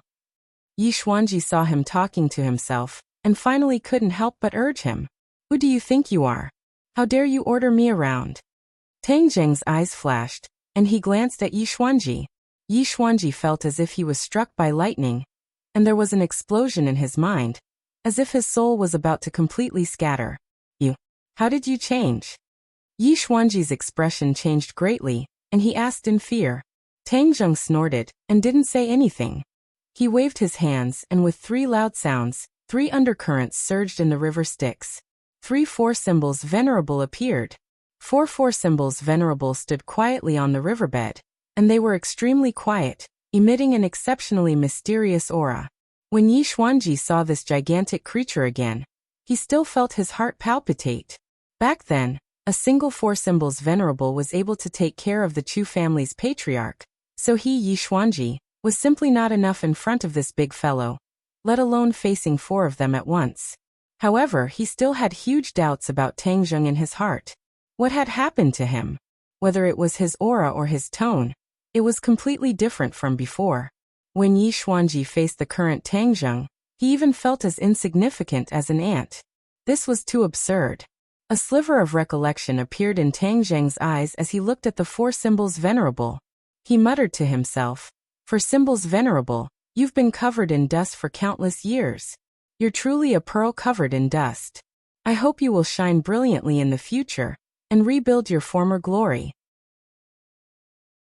Yi Xuanji still did not understand the specific meaning of this sentence, because, according to his point of view, the 4 symbols venerable was already powerful enough. If this was called a pearl covered in dust, then just how powerful was it back then? Let's get through this crisis first. Tang Zheng was in high spirits as he roared, "For symbols fusion." The 4 symbols venerable emitted a mysterious light as they gradually got closer to each other. In the end, they tightly stuck together. A miraculous scene appeared. These 4 giants actually quickly fused with each other, and were gradually enveloped by the light that burst out. After a while, they turned into a ball of light, and the true appearance of the 4 symbols venerable could not be seen clearly. Crack! As if lightning streaked across the night sky, a ray of light swept across the deathly still water of the Styx River, causing the river water to boil like boiling water. Gurgle! Large bubbles rolled up from the river water, rushing to the surface. As the light dissipated, the 4 symbols venerable revealed their true appearance. The 4 symbols venerable had actually fused into one, becoming a 4 symbols venerable. This 4 symbols venerable's power was clearly more mysterious and powerful. Swoosh! The 4 symbols venerable's eyes suddenly opened. 2 rays of light shot forward like lightning. His eyeballs also started rolling, filled with boundless vitality, completely different from the previous puppet. "Master, you finally awakened me." A pleasantly surprised voice resounded in his ears. Yi Xuanji was confused. He looked around but could not find the source of the voice. However, his gaze immediately fell on Tang Zheng, staring at him in disbelief. "Who's calling master? Who's this master? Could it be that brat Tang Zheng?" Yi Xuanji had mixed feelings, but his mind was also shaken. His question was immediately answered. Tang Zheng arrogantly ordered, and said condescendingly, "Take us out of the river Styx." "Yes, master." The 4 symbols venerable nodded. His body shone brightly as he kicked off the riverbed. Splash. The river water automatically parted to two sides, as if there was an invisible force forcing the river water, making it unable to resist. The water of the Styx River, which had no buoyancy and could devour everything, was actually unable to trap the four symbols Venerable. The four symbols Venerable soared into the sky. Splash. He brought Tang Zheng and Yi Xuanji to the surface of the water. The four symbols Venerable rapidly approached the riverbank, as if he was walking on flat ground. Finally, the four symbols Venerable came ashore. Get out! Before the water on his body had dried, Tang Zheng coldly shouted at Yi Xuanji. Yi Xuanji felt the world spin around him, and the scene before his eyes changed. He had actually left the four symbols Venerable's body and stepped onto the hard riverbank. Yi Xuanji looked up at the four symbols Venerable and silently wondered what kind of existence Tang Zheng was in there. Although he had been reprimanded by Tang Zheng, Yi Xuanji could not feel the slightest bit of anger. This was because from Tang Zheng's tone and demeanor, it was as if that sentence and attitude were only natural. Talking to Yi Xuanji was like a gift from the heavens. It was a great honor for you. This feeling was very strange. It made Yi Xuanji feel both respect and fear. Because of the Styx River's devouring, Yi Xuanji's soul had become very faint. It felt as if it could float away at any time. There was nothing he could do. He could only look at the four symbols Venerable and imagine what was going on inside. Tang Zheng looked around, his eyes rippling. He emotionally stroked the inner wall of the four symbols Venerable and said emotionally, "How many years has it been? I always thought that I would never have the chance to see you again. I never thought that we would meet again. Master, if you raise your arm and call, all of the Nine Li tribe's old subordinates will continue to follow you and rebuild their former glory." The four symbols Venerable said emotionally. Tang Zheng's eyes flashed. This day will come one day. I believe it's not far away. I'm currently residing in this brat's body, so I'm temporarily unable to use my former power. That's this brat's honor. In the future, he will also have the chance to follow Master. The four symbols Venerable said. Tang Zheng's smile was very strange. How could a celestial follow someone else so easily? A celestial is the leader of a heavenly king, the king. As long as others follow him, he will always stand proudly at the bow of the ship. The four symbols Venerable was shocked and said meaningfully, "Then we definitely can't let him live in this world." Tang Zheng laughed noncommittally. His laughter was strange and gave people a hair-raising feeling. I've already fused the sword soul into his battle soul sword. This can be considered giving him a little benefit. This brat probably won't be able to guess my true thoughts even in his dreams. The four symbols Venerable cried out in shock. Master gave him the sword soul. This is the sword soul of Master's sword back then. It's a peerless treasure. This is only temporary.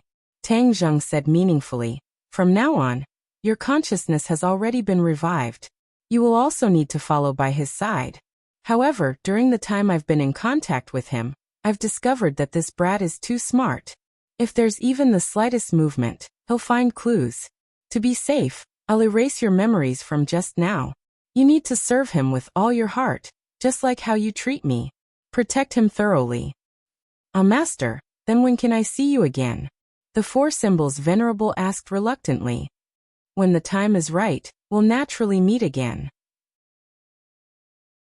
The four symbols Venerable really wanted to ask his master what exactly his plans were, but he swallowed the words back down. His eyes burned with passion, as if he was recalling the days when his blood surged. Tang Zheng raised his head and suddenly pressed a spot on the wall. The wall shone brightly, then disappeared without a trace with a whoosh. The memories of the four symbols Venerable had been completely erased. Tang Zheng slowly closed his eyes, the red in his eyes disappearing. And what's going on? Tang Zheng suddenly woke up and opened his eyes. He discovered that he was actually still alive and standing safely inside the four symbols Venerable's body. The air had become abundant again. We've escaped the river Styx. Tang Zheng was overjoyed. How did I know that was the river Styx? In the past, he suddenly patted his head and felt a little dizzy, as if he had just fallen asleep. Master. The four symbols Venerable's voice rang out. Who is it? Who's talking? Tang Zheng was shocked and immediately turned pale with fright. Master, I'm the Four Symbols Venerable. The Four Symbols Venerable? How can you speak? Tang Zheng was dumbstruck. I don't know either, but someone used the Four Symbols fusion technique and combined the Four Symbols Venerable. Then I gained consciousness. The Four Symbols fusion technique. Tang Zheng's eyes gradually became deep as he recalled the matter of the sword attendant. Back then, a series of mysterious events had occurred while he was unconscious. He concluded that it was definitely the work of Qi Yu's heart. Could it be that this was also the work of Qi Yu's heart? Recently, Qi Yu's heart had been very active. Venerable Four Symbols. Does all of this have anything to do with Qi Yu's heart? Tang Zheng asked straightforwardly. Back then, the Sword Soul's memories had been completely erased, making it impossible for him to truly investigate. Thus, he placed his hopes on the Four Symbols Venerable. The Four Symbols Venerable said blankly, I don't know either. Tang Zheng couldn't help but feel discouraged. Whether there was a mistake or not, no one knew. This Qi Yu's heart was too mysterious, not leaving behind any clues. Master, we shouldn't stay here for long. Let's leave first. Tang Zheng seemed to have woken up from a dream. This was the ghost realm. If they were discovered, it would be terrible. He could slowly think about all the problems after returning. When Tang Zheng walked out of the Four Symbols Venerable's body, he discovered that Yi Xuanji was looking at him as if he was looking at the stars and the moon. When he saw his figure, he was suddenly startled, and then became wild with joy. He directly pounced towards Tang Zheng, like a drowning person grabbing onto a life-saving straw, tightly grabbing onto Tang Zheng's arm. He was incomparably excited, but his expression was filled with reverence. Chapter 606.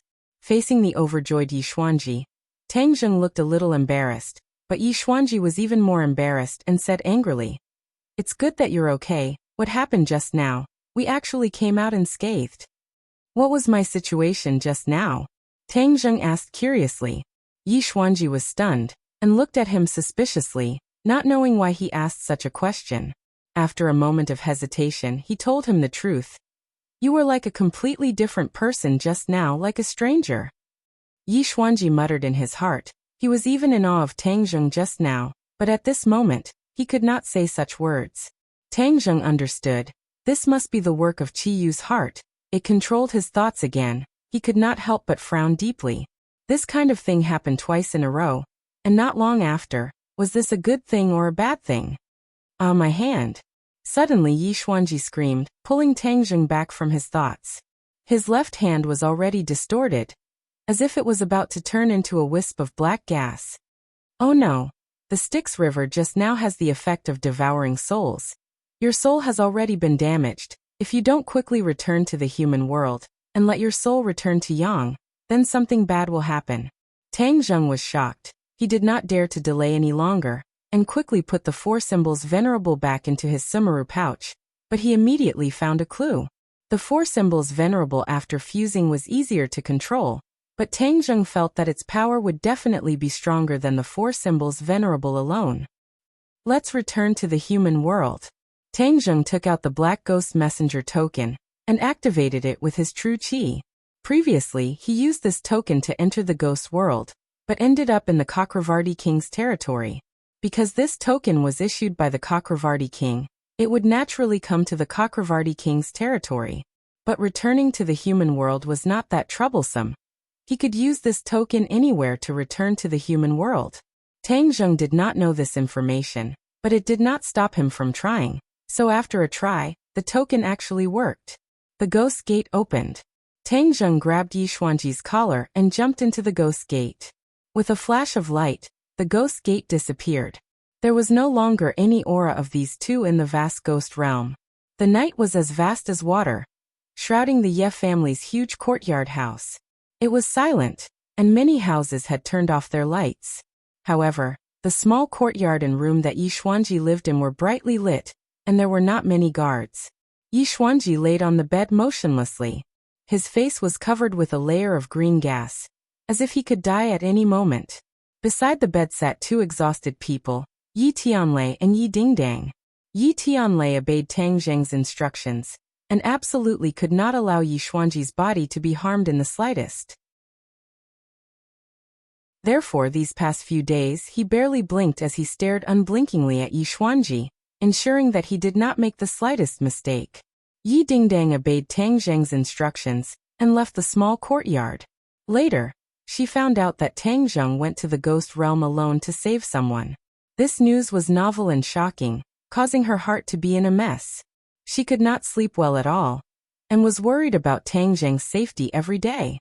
In the end, she could not help but break Tang Zheng's instructions and stay in this room every day, waiting for Tang Zheng's triumphant return.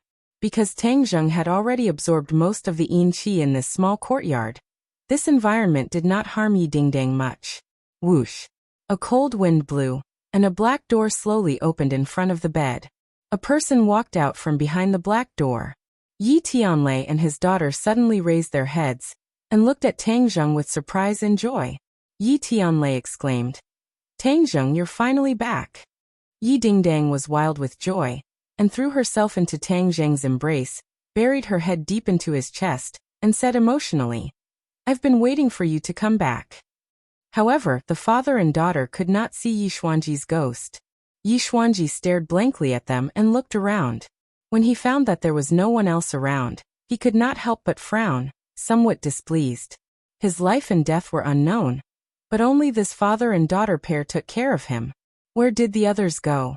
He really wanted to grab the others and interrogate them, but he was helpless because he was a ghost and could not do anything to others. Even Yi Tianlei and his daughter could not see his soul. Where's the old man? Yi Tianlei was the first to react, and anxiously asked with concern. Yi Xuanji looked at Yi Tianlei with gratification and secretly nodded. He wanted to say something, but no sound came out. Tang Zheng let go of Yi Dingdang, patted her hair, and signaled her to calm down. Then he meaningfully glanced at Yi Dingdang's soul, and said, "His soul has returned." "His soul has returned? That's great." Yi Tianlei was overjoyed. "Then where is it?" "Right in front of you." Yi Tianlei was startled, and blinked his eyes as he stared in front of him, only to find that there was nothing in front of him. "He's a soul, you can't see him," Tang Zheng explained. Yi Dingdang looked at the void with interest, and snuggled into Tang Zheng's embrace, as if she was a little afraid of this scene. "Then hurry up and wake up the old man." Yi Tianlei did not have any thoughts of fear, and only wanted to wake Yi Xuanji up. "As you wish." Tang Zheng clapped his hands, let go of Yi Dingdang, and walked straight to the bedside. Seeing Yi Dingdang's ashen face and weak breathing, he said with relief, "At least it's not too late." After saying this, he waved his hand in the direction of Yi Xuanji's soul, and Yi Xuanji's soul flew up and lightly floated above his body. Yi Xuanji suddenly had a strange feeling, as if he was looking down at his own body. This feeling was not something that normal people could experience. "Tang Zheng, thank you." Yi Xuanji nodded towards Tang Zheng to express his gratitude. Tang Zheng was expressionless, and patted Yi Xuanji's chest with his palm, and a strong suction force was generated from his chest, like a whirlpool. Whoosh! The soul was completely absorbed into Yi Xuanji's body, and everything returned to normal. Seeing that Tang Zheng stopped casting, Yi Tianlei nervously asked, "How is it?" "All right, let's wait for him to wake up." "Thirsty?" Suddenly, Yi Xuanji's weak voice sounded, and his eyes gradually opened. A light flashed, and then it was replaced by intense fatigue. Yi Tianlei was wild with joy, and hurriedly handed over the cup of water, and said, "Drink some water." Yi Xuanji happily drank a few mouthfuls of water, and let out a long sigh of relief. Then he turned his head, and suspiciously looked around. Finally his eyes fell on Tang Zheng and asked, "What happened to me?" Yi Tianlei said in bewilderment, "You can't remember? You were unconscious, and in order to save you, Tang Zheng did not hesitate to brave danger, and bravely entered the ghost realm to save your soul, and let your soul return to life." Yi Xuanji's brows furrowed even tighter, and said, "Why can't I remember anything?" Tang Zheng, who had been silent all this time, was shocked when he heard this. Yi Tianlei was also slightly startled, and then looked at Tang Zheng, and asked, "Why can't he remember anything?" Tang Jing thought hard and said, maybe his soul was hurt, but this is not a big deal. As long as there is no big problem, everything will be fine. His soul was hurt. Yi Tianlei was shocked. Tang Jing nodded and said, this is just my guess, but as long as he is fine, we can ignore other things for the time being. Yi Xuanji listened to Tang Jing's words, but there was no reaction on the surface, but there was a flash of joy and guilt in the depths of his eyes, and silently thought, Tang Jing, I'm sorry, if I don't pretend to lose my memory, I really don't know how to face you. It turned out that Yi Xuanji deliberately lied about losing his memory. He remembered everything in the ghost realm clearly, and the shock in his heart could be imagined. But in the face of Tang Jing's life-saving grace, he had no way to repay it. Moreover, with his attitude towards Tang Jing back then, he didn't know how to face Tang Jing. In the end, amnesia became the best excuse. Bang! At this moment, the door was suddenly pushed open from the outside, making a loud noise. A few people rushed in. It was Yi Tianming and his daughter. Old master, you're finally awake. We've been waiting for you for so long, and you're finally back. Yi Tianming said excitedly, with a rich expression. A hint of coldness flashed in Yi Xuanji's eyes, but he immediately hid it. If Tang Jing hadn't told him about Yi Tianming's actions in advance, he definitely wouldn't have guessed that Yi Tianming almost killed him. Yi Xuanji nodded gently and said, thank you for your hard work. Yi Meiyu stepped forward and affectionately held Yi Xuanji's palm, and said, Grandpa, I've been praying to the gods. The gods must have heard my prayers and finally returned you to my side. Yi Meiyu lied without blinking. She had never prayed before. If Yi Tianming hadn't insisted on grounding her, she would have run out to fool around long ago. Why would she care about Yi Xuanji's life and death? Yi Xuanji was expressionless, and his gaze turned to Yi Ke. This was his most satisfied grandson, but he didn't expect that she would almost become an accomplice this time. His previous vision was too inaccurate, and was not much different from a blind man. Yi Ke grabbed Yi Xuanji's hand and said excitedly, Grandpa, have a good rest and recover as soon as possible. We must investigate this matter thoroughly. Yi Xuanji already knew that this matter was caused by the life-continuing pill, but he didn't blame Tang Jing at all. In fact, this couldn't be blamed on Tang Jing at all. If there wasn't the life-continuing pill, Yi Xuanji would have died long ago. Moreover, Tang Jing didn't hesitate to risk his life to rescue him, which could be considered as being extremely benevolent. Since it's over, then forget it. I just want to be safe and sound. Yi Xuanji rejected. He already knew the answer, so there was no need to investigate thoroughly. The others didn't know the reason, but seeing that Yi Xuanji was determined to do so, they didn't dare to persuade him again. However, Yi Tianming and his two daughters looked at Tang Jing with a complicated gaze. Originally, they didn't have much hope, but they didn't expect that Tang Jing would really succeed. This time, Yi Tianlei's position in Yi Xuanji's heart would rise. He had to find a way to make up for his impression in the old man's heart. Chapter 607. Tang Jing did not care about the scheming of the Ye family. Since Yi Xuanji was fine, he would naturally take his leave. Yi Xuanji sent Tang Jing off with a complicated expression. His heart moved, and he said without batting an eyelid, Ding dang, go and send him off. When everyone heard this, their expressions were all different. In the past, Yi Xuanji had always been blunt towards Tang Jing, and even wished that he could cut off all relations with Tang Jing. This time, he actually took the initiative to ask Tang Jing to send him off. Yi Tianming's heart was in turmoil. He thought to himself that his worries had come true. The old man's attitude towards this brat had undergone a subtle change. Yi Tianming and Feng Xinyang, who had rushed over, looked at each other and smiled. This time, they had accidentally changed Yi Xuanji's impression of them. Then, the matter between their daughter and Tang Jing would have a new turn of events. In fact, Yi Xuanji's emotions were also very complicated. The trip to the ghost realm had broadened his horizons, so there was actually such a magical land in a place that he did not know of. In addition, Tang Jing's various actions had a strong impact on him. It turned out that he was the one who had truly hidden his strength, especially in the body of the four symbols venerable. The aura that Tang Zheng displayed when he was controlled by Qi Yu's heart caused Yi Xuanji to be both shocked and afraid. In the end, he did not even dare to ask about this matter. In short, Tang Zheng was definitely much more powerful than he had imagined. He suddenly realized, no wonder that old fellow Yan Patian did not hesitate to offend the Li Palace to protect Tang Zheng. Perhaps he had already discovered that Tang Zheng was extraordinary, which was why he dared to take such a huge risk. It was laughable that he actually couldn't wait to cut ties with Tang Zheng. He was truly sitting on a treasure mountain, but he didn't know it and instead pushed the treasure mountain into the arms of others.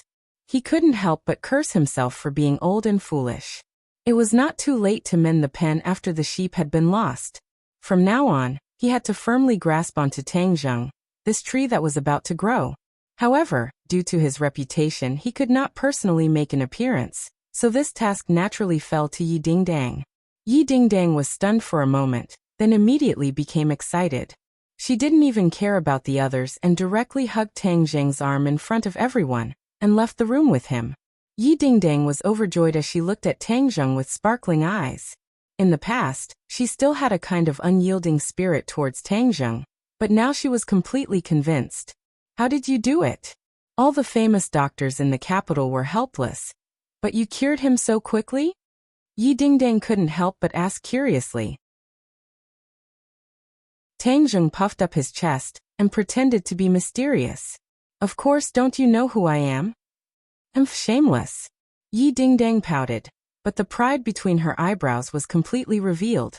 This made her even happier than her own martial arts increasing. How has your martial arts progressed during this time? Tang Zheng asked with concern.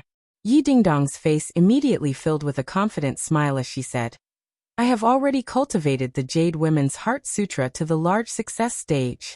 Furthermore, I have been practicing the wind-chasing sword technique every day. Right now, I have already memorized the sword technique. My battle strength is like heaven and earth compared to before. Yi Dingdang was not exaggerating. She had quite a bit of talent in martial arts. After practicing the Jade Women's Heart Sutra day and night, her body had greatly improved. However, the Jade Women's Heart Sutra was a heart technique and not a technique. When Tang Zheng taught her the wind-chasing sword technique, it immediately made up for the shortcomings of the Jade Women's Heart Sutra, causing her strength to greatly increase. The wind-chasing sword technique was a sword technique left behind in Qi Yu's heart.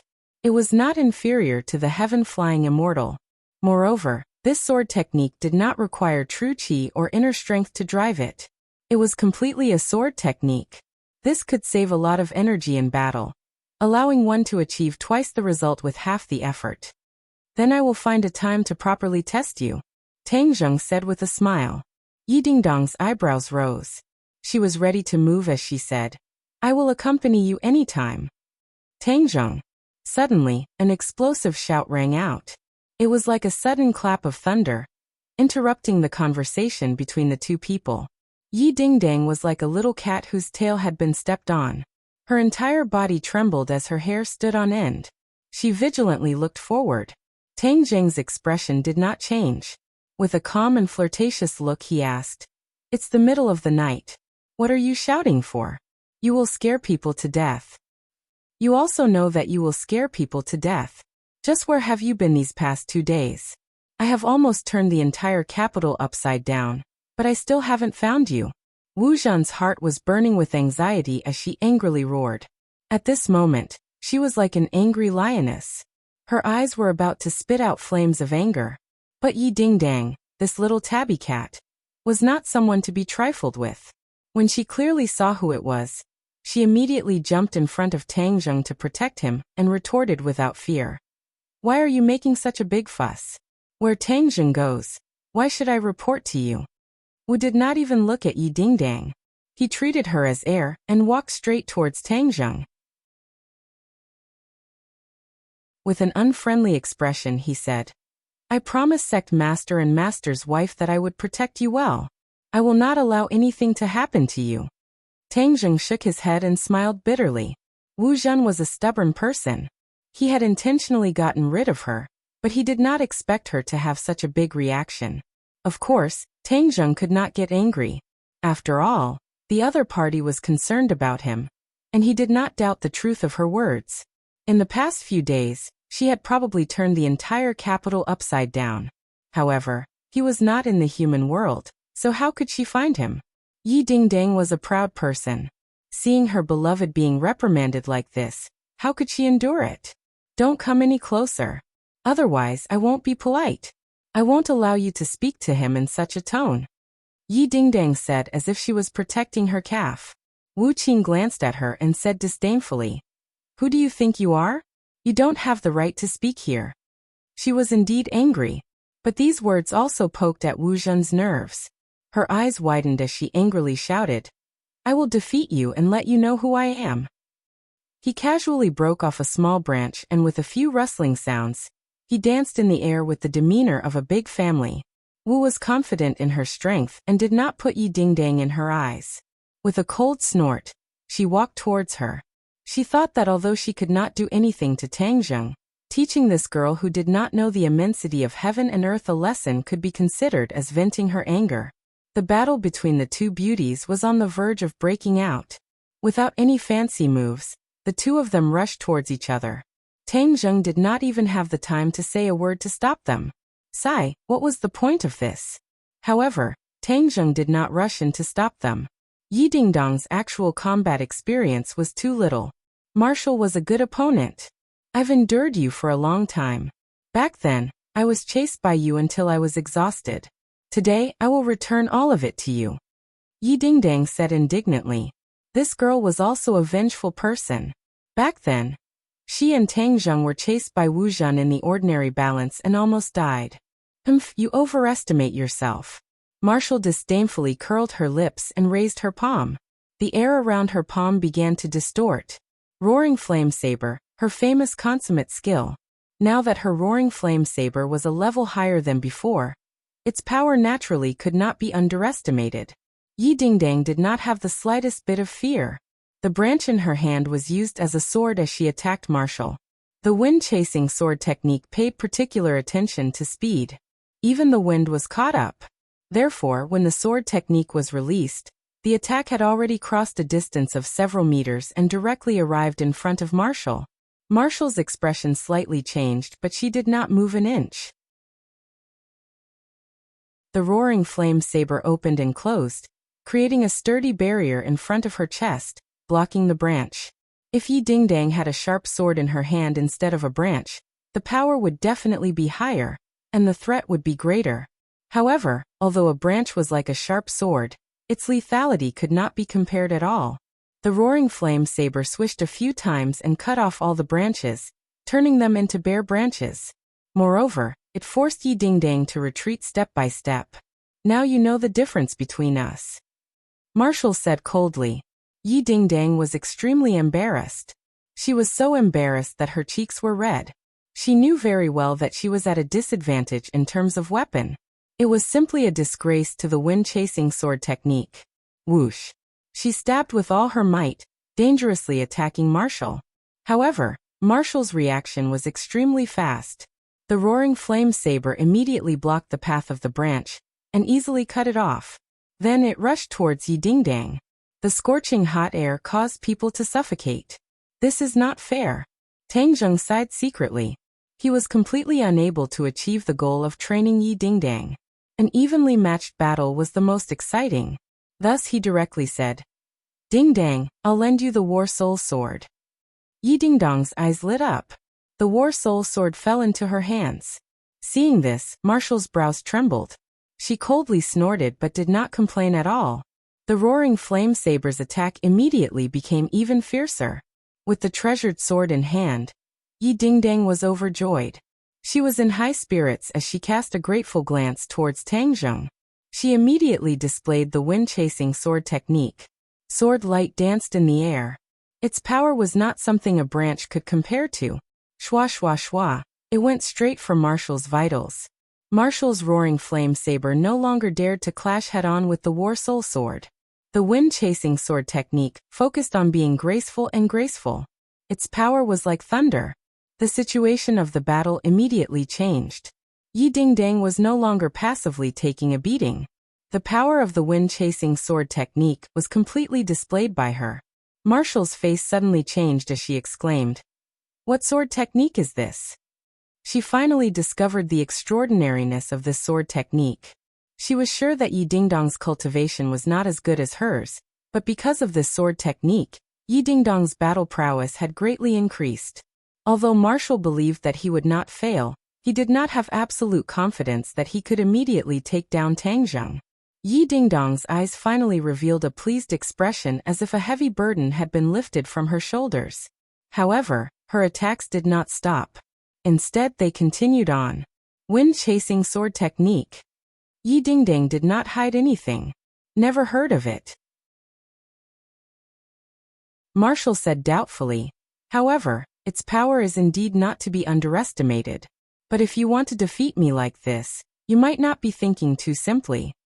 As soon as he finished speaking, many hand shadows suddenly appeared in the air. They were densely packed and rushed towards Yi Dingdong to greet him. These hand shadows were like pieces of branding iron, branding the air red. The dense qi in the air soared into the air, completely enveloping the war soul sword that was rapidly attacking. However, Yi Dingdong acted as if she did not see it. She only caused the war soul sword in her hand to shine brightly. Streaks of sword light and strange sword techniques attacked one after another.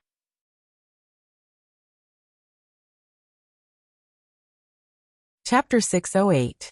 The berserk aura caused people's hearts to tremble in fear. If it wasn't for the fact that it was already late at night, and that this small path was deserted, it would have definitely attracted many people's attention. Following a series of firecracker-like explosions, the wind stopped and the rain stopped. The war soul sword was pressed against Marshall's chest, while Marshall's palm blade was also stuck on Yi Dingdong's neck. As long as both sides used a little more strength, they would both bleed. Seeing that, Tang Zheng immediately intervened between the two of them, and advised while beaming, "All right, let's stop here, don't hurt each other." This battle made Tang Zheng very satisfied. He had tested Yi Dingdong's true level, although in the end, both sides were able to restrain each other, and seemed to be evenly matched. However, Tang Zheng understood that Yi Dingdong was not a match for Marshall. The reason why she was able to restrain Marshall was because she had the advantage of the wind-chasing sword technique. Because Marshall was completely unable to understand this mysterious sword technique, she had suffered a loss.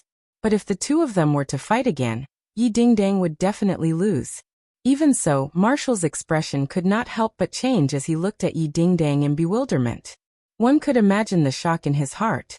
She was very clear about the difference in cultivation between the two of them, but Yi Dingdong had actually relied on this sword technique to temporarily bridge the gap.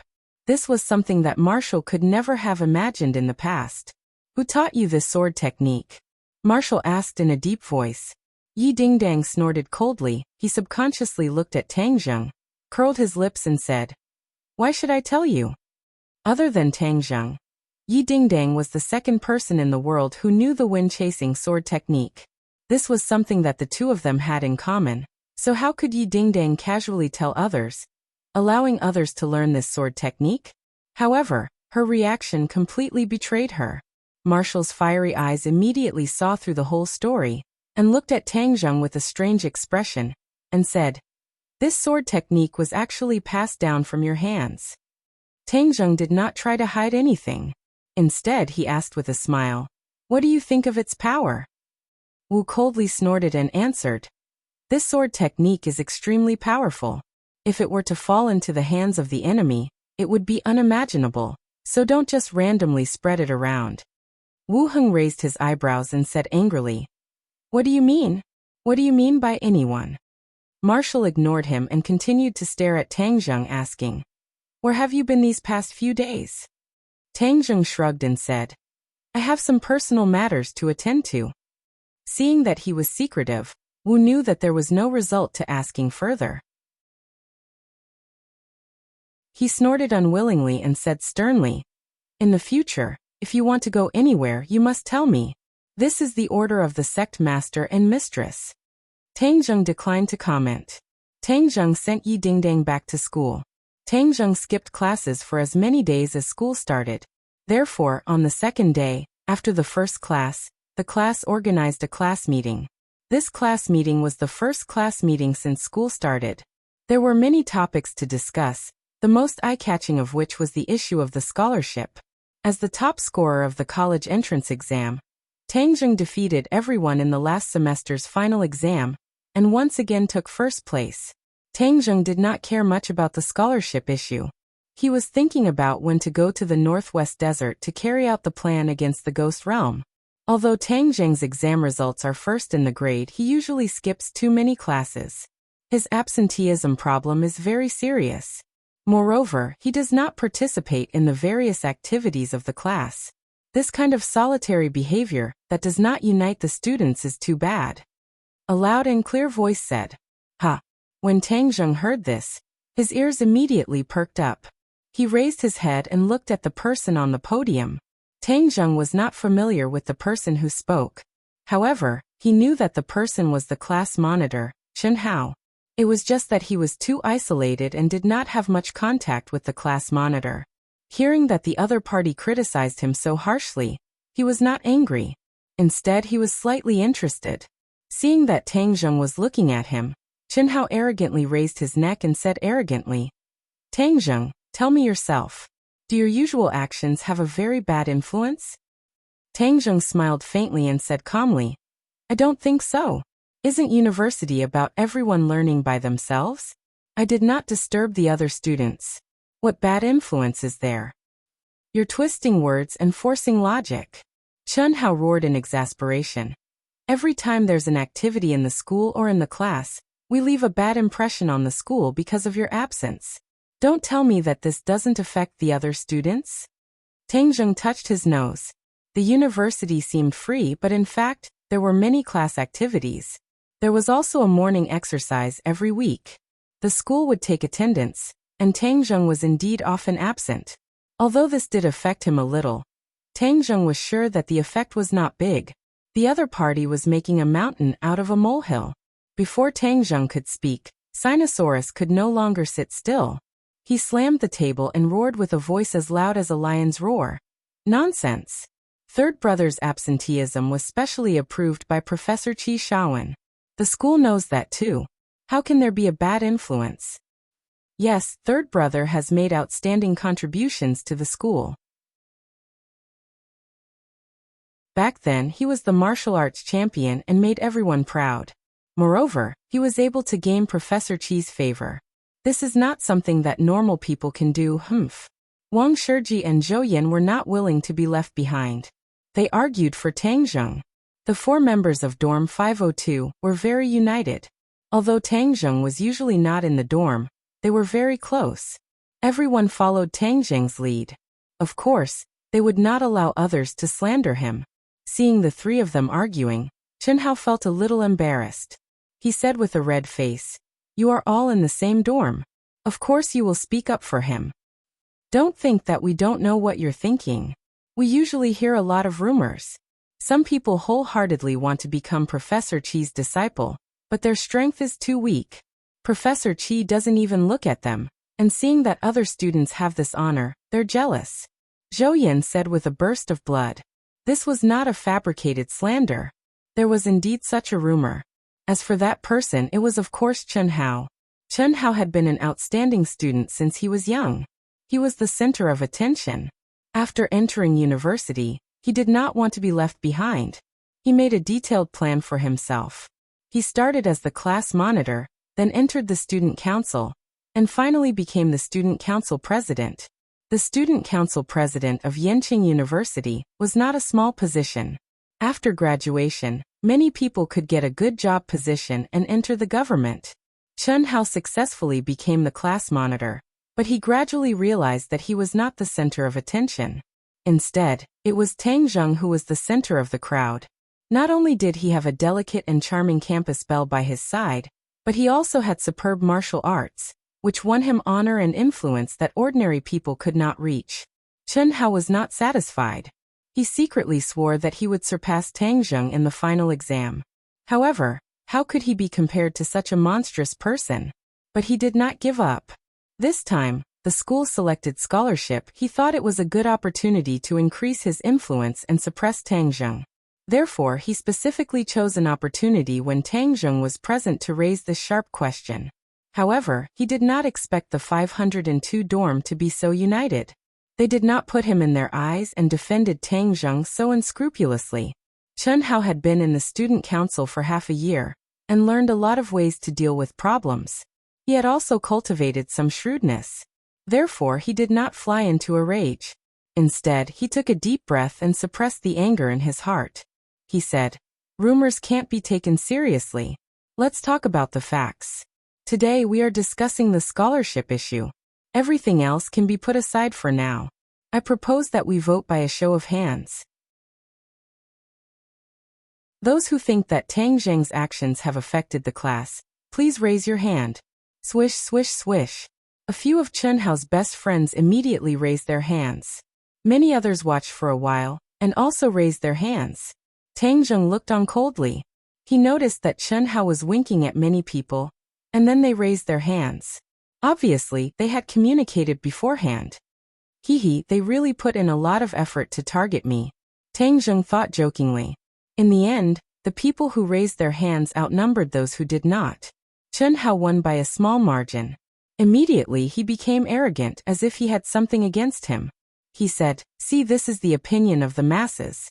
Therefore, in this scholarship selection, your moral education score will be 0. If his moral education score was 0, then the scholarship was basically out of the question. Although Tang Zheng did not care about the scholarship, it would not be good if the first place in the grade did not get a scholarship.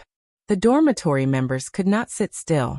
Sinosaurus shouted, "There's something fishy about this. We can't accept it." Chen Hao's face darkened. He said, "You're doubting your classmate. You don't believe your classmate, right? I think there's a big problem with dormitory 502. They're selfish, sacrificing the interests of other students for their own personal gain." Tang Zheng was dumbfounded. This Chen Hao had a glib tongue. He was really good at twisting the truth. Of course, he would not watch his friend be criticized. Originally, he did not care about the scholarship. Since the other party was so outrageous, then this brother must get the scholarship. Chen Hao did not think that his actions would have the opposite effect, causing Tang Zheng to feel a sense of disgust as he was very pleased with his plan. Suddenly, he saw Tang Zheng stand up and walk straight towards him. His gaze was not good, causing him to jump in fright. He subconsciously jumped back and said in fear, "What are you doing? Let me tell you, beating up a classmate is against the school rules. It's against the law." Looking at his cowardly appearance, Tang Zheng disdainfully curled his lips and said, "Hitting you would only dirty my hands, but let me tell you one thing, I still have to decide on this scholarship, so you can go play by yourself." Chen Hao's face flushed red. He said, "Don't brag. This kind of thing is not something you can decide with just a few words." "Is that so? Then let's wait and see." Tang Zheng smiled mysteriously. If a tiger did not show its might, people would think it was a sick cat.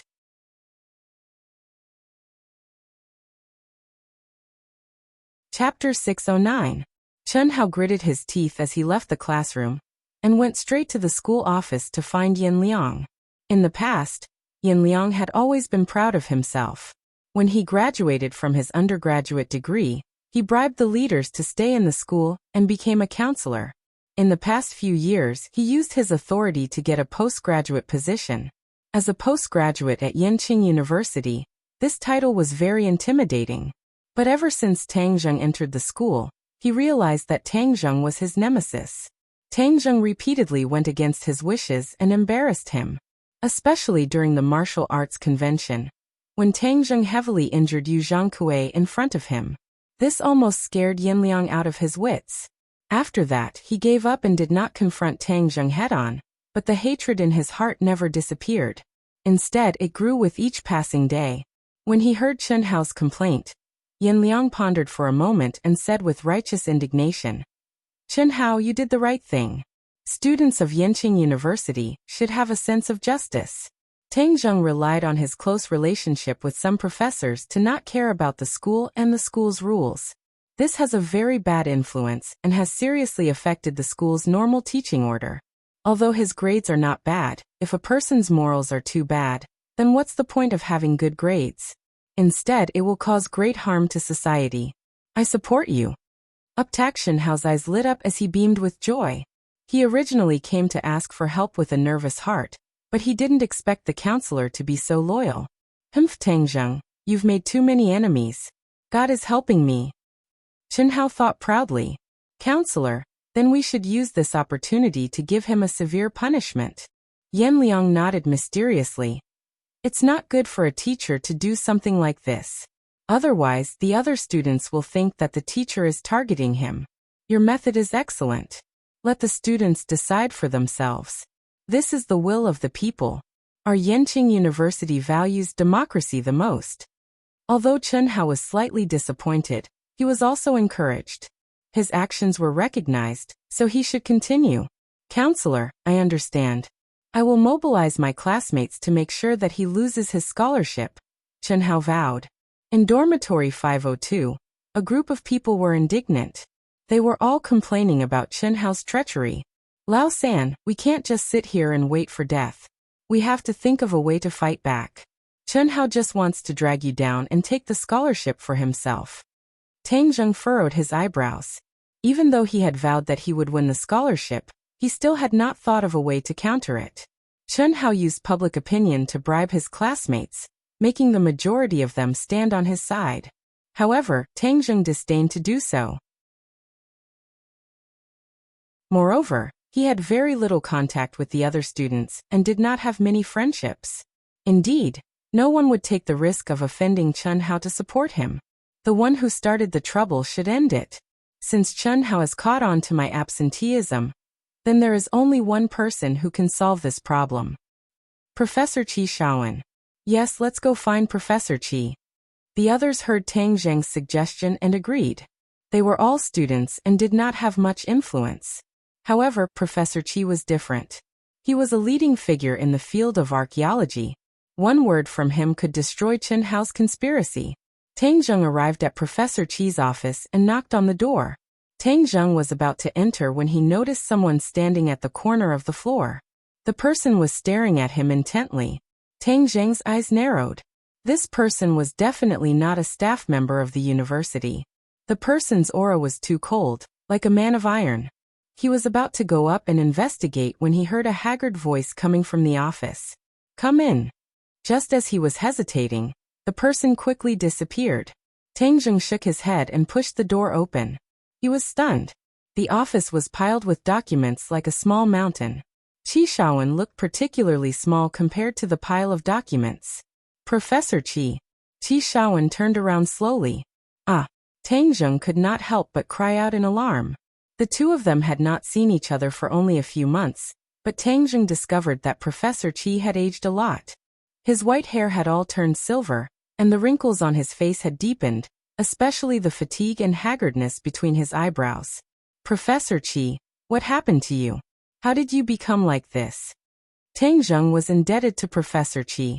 Therefore, Tang Zheng did not have any special feelings for the other teachers and leaders in the university. However, he respected and appreciated Professor Qi very much. Seeing that it was Tang Zheng, Qi Shaowen squeezed out a smile and said happily, It's you, Tang Zheng. Why are you here? When he first met Tang Zheng at the auction, especially when he saw his life-prolonging pill sold at a sky-high price, he realized that he and Tang Zheng walked different paths. After that, many things happened and he never had the chance to meet Tang Zheng again. I'm here to talk to you about something, Professor Qi. Why do you look so haggard? Tang Zheng asked with concern. Qi Shaowen squeezed out a smile and stroked his silver hair. Of course I look haggard when I'm old. Professor Qi, if there's anything I can help with, I'll do my best. Tang Zheng did not pursue the matter. Instead, he expressed his stance firmly. It's nothing. You said you wanted to talk to me about something. What is it? Qi Shaowen asked kindly. Seeing how haggard he was, Tang Zheng could not bear to disturb him. Qi Shaowen seemed to have guessed his thoughts. Why are you being so formal with me? Just tell me what you want. Tang Zheng did not beat around the bush. He went straight to the point. Professor Qi, I'm in the middle of a scholarship selection. However, some people are using my absence as an excuse to stir up trouble. So, I'd like to ask for your help. You're absent? Didn't you ask for a leave of absence from the university? Moreover, as far as I know, you were the top scorer in last semester's final exam. It's perfectly justifiable for you to be awarded the scholarship. Qi Shaowen was puzzled. Someone is targeting me. You want me to solve this problem for you? Tang Zheng nodded. Qi Shaowen did not agree immediately. Instead, he looked conflicted. In the end, he gritted his teeth and said, "All right, I'll solve this problem for you." Seeing his resolute and conflicted look, Tang Zheng was puzzled. This should be a trivial matter for Professor Qi. Why did he look like he had made up his mind? There must be something fishy going on. However, Professor Qi was secretive and unwilling to talk about it. Tang Zheng was at his wit's end. After bidding farewell to Professor Qi, Tang Zheng could not stop thinking about Professor Qi's haggard look. He could not bear to see him like this. No, Professor Qi has taken such good care of me. He must be in trouble now. I can't just sit by and do nothing. I have to figure out what's going on. Tang Zheng suddenly remembered Professor Qi's best friend, Old Wei, the owner of the Imperial Treasure House. He must know what happened to Professor Qi. He drove to the entrance of the Imperial Treasure House. There were still many precious antiques in the Imperial Treasure House and business was booming. Old Wei was excited to see Tang Zheng. Back then, Tang Zheng had resolved the Millennium Blood Jade issue for him. He had always wanted to thank Tang Zheng, but never had the chance. Old Wei greeted him warmly. He smiled like a flower and said, "What a rare guest. I was wondering why I heard magpies chirping so early in the morning. It turns out that young Master Tang is here. Your presence brings light to the Imperial Treasure House." Seeing the owner of the Imperial Treasure House so enthusiastic, the other guests looked at Tang Zheng curiously, wondering who this young Master Tang was. "Old Wei, can I have a word with you?" "Okay, let's go to the office." Old Wei was slightly surprised when he saw Tang Zheng's serious expression. He stopped smiling. "Young Master Tang, what can I do for you?"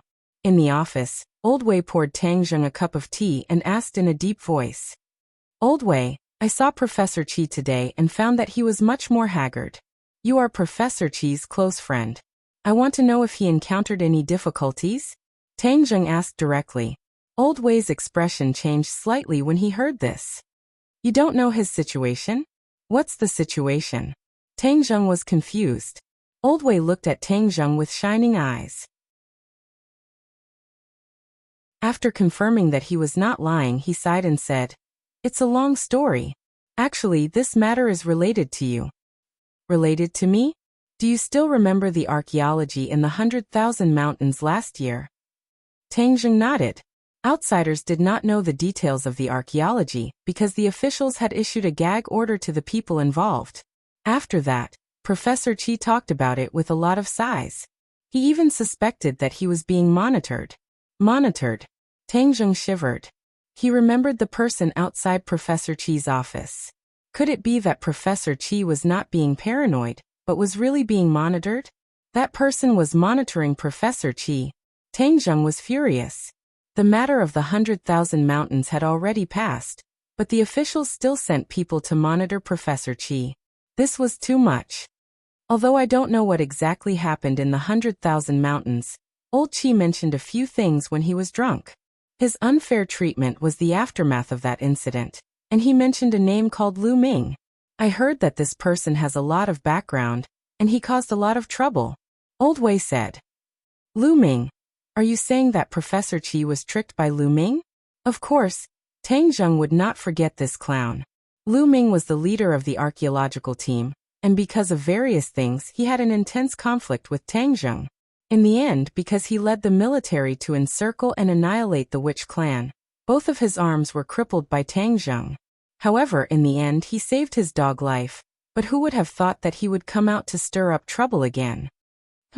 I should have broken his neck instead of his arms. Tang Zheng gnashed his teeth in hatred. Old Wei nodded.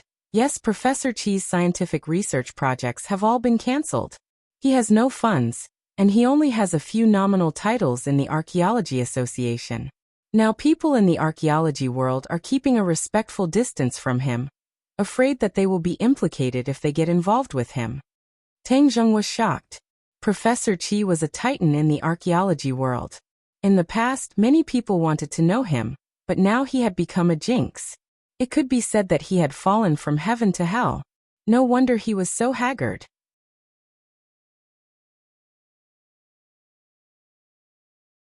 Chapter 6:10. Tang Zheng finally understood why Professor Qi had hesitated for a moment before agreeing. With his current status, it would not be easy for him to help Tang Zheng. He knew it would be difficult, but he still agreed to help me. Tang Zheng will never forget this kindness, he thought to himself. After understanding the whole story, Tang Zheng began to worry about Professor Qi. He had forced Professor Qi into a difficult situation. He had to withdraw this request to save Professor Qi a headache.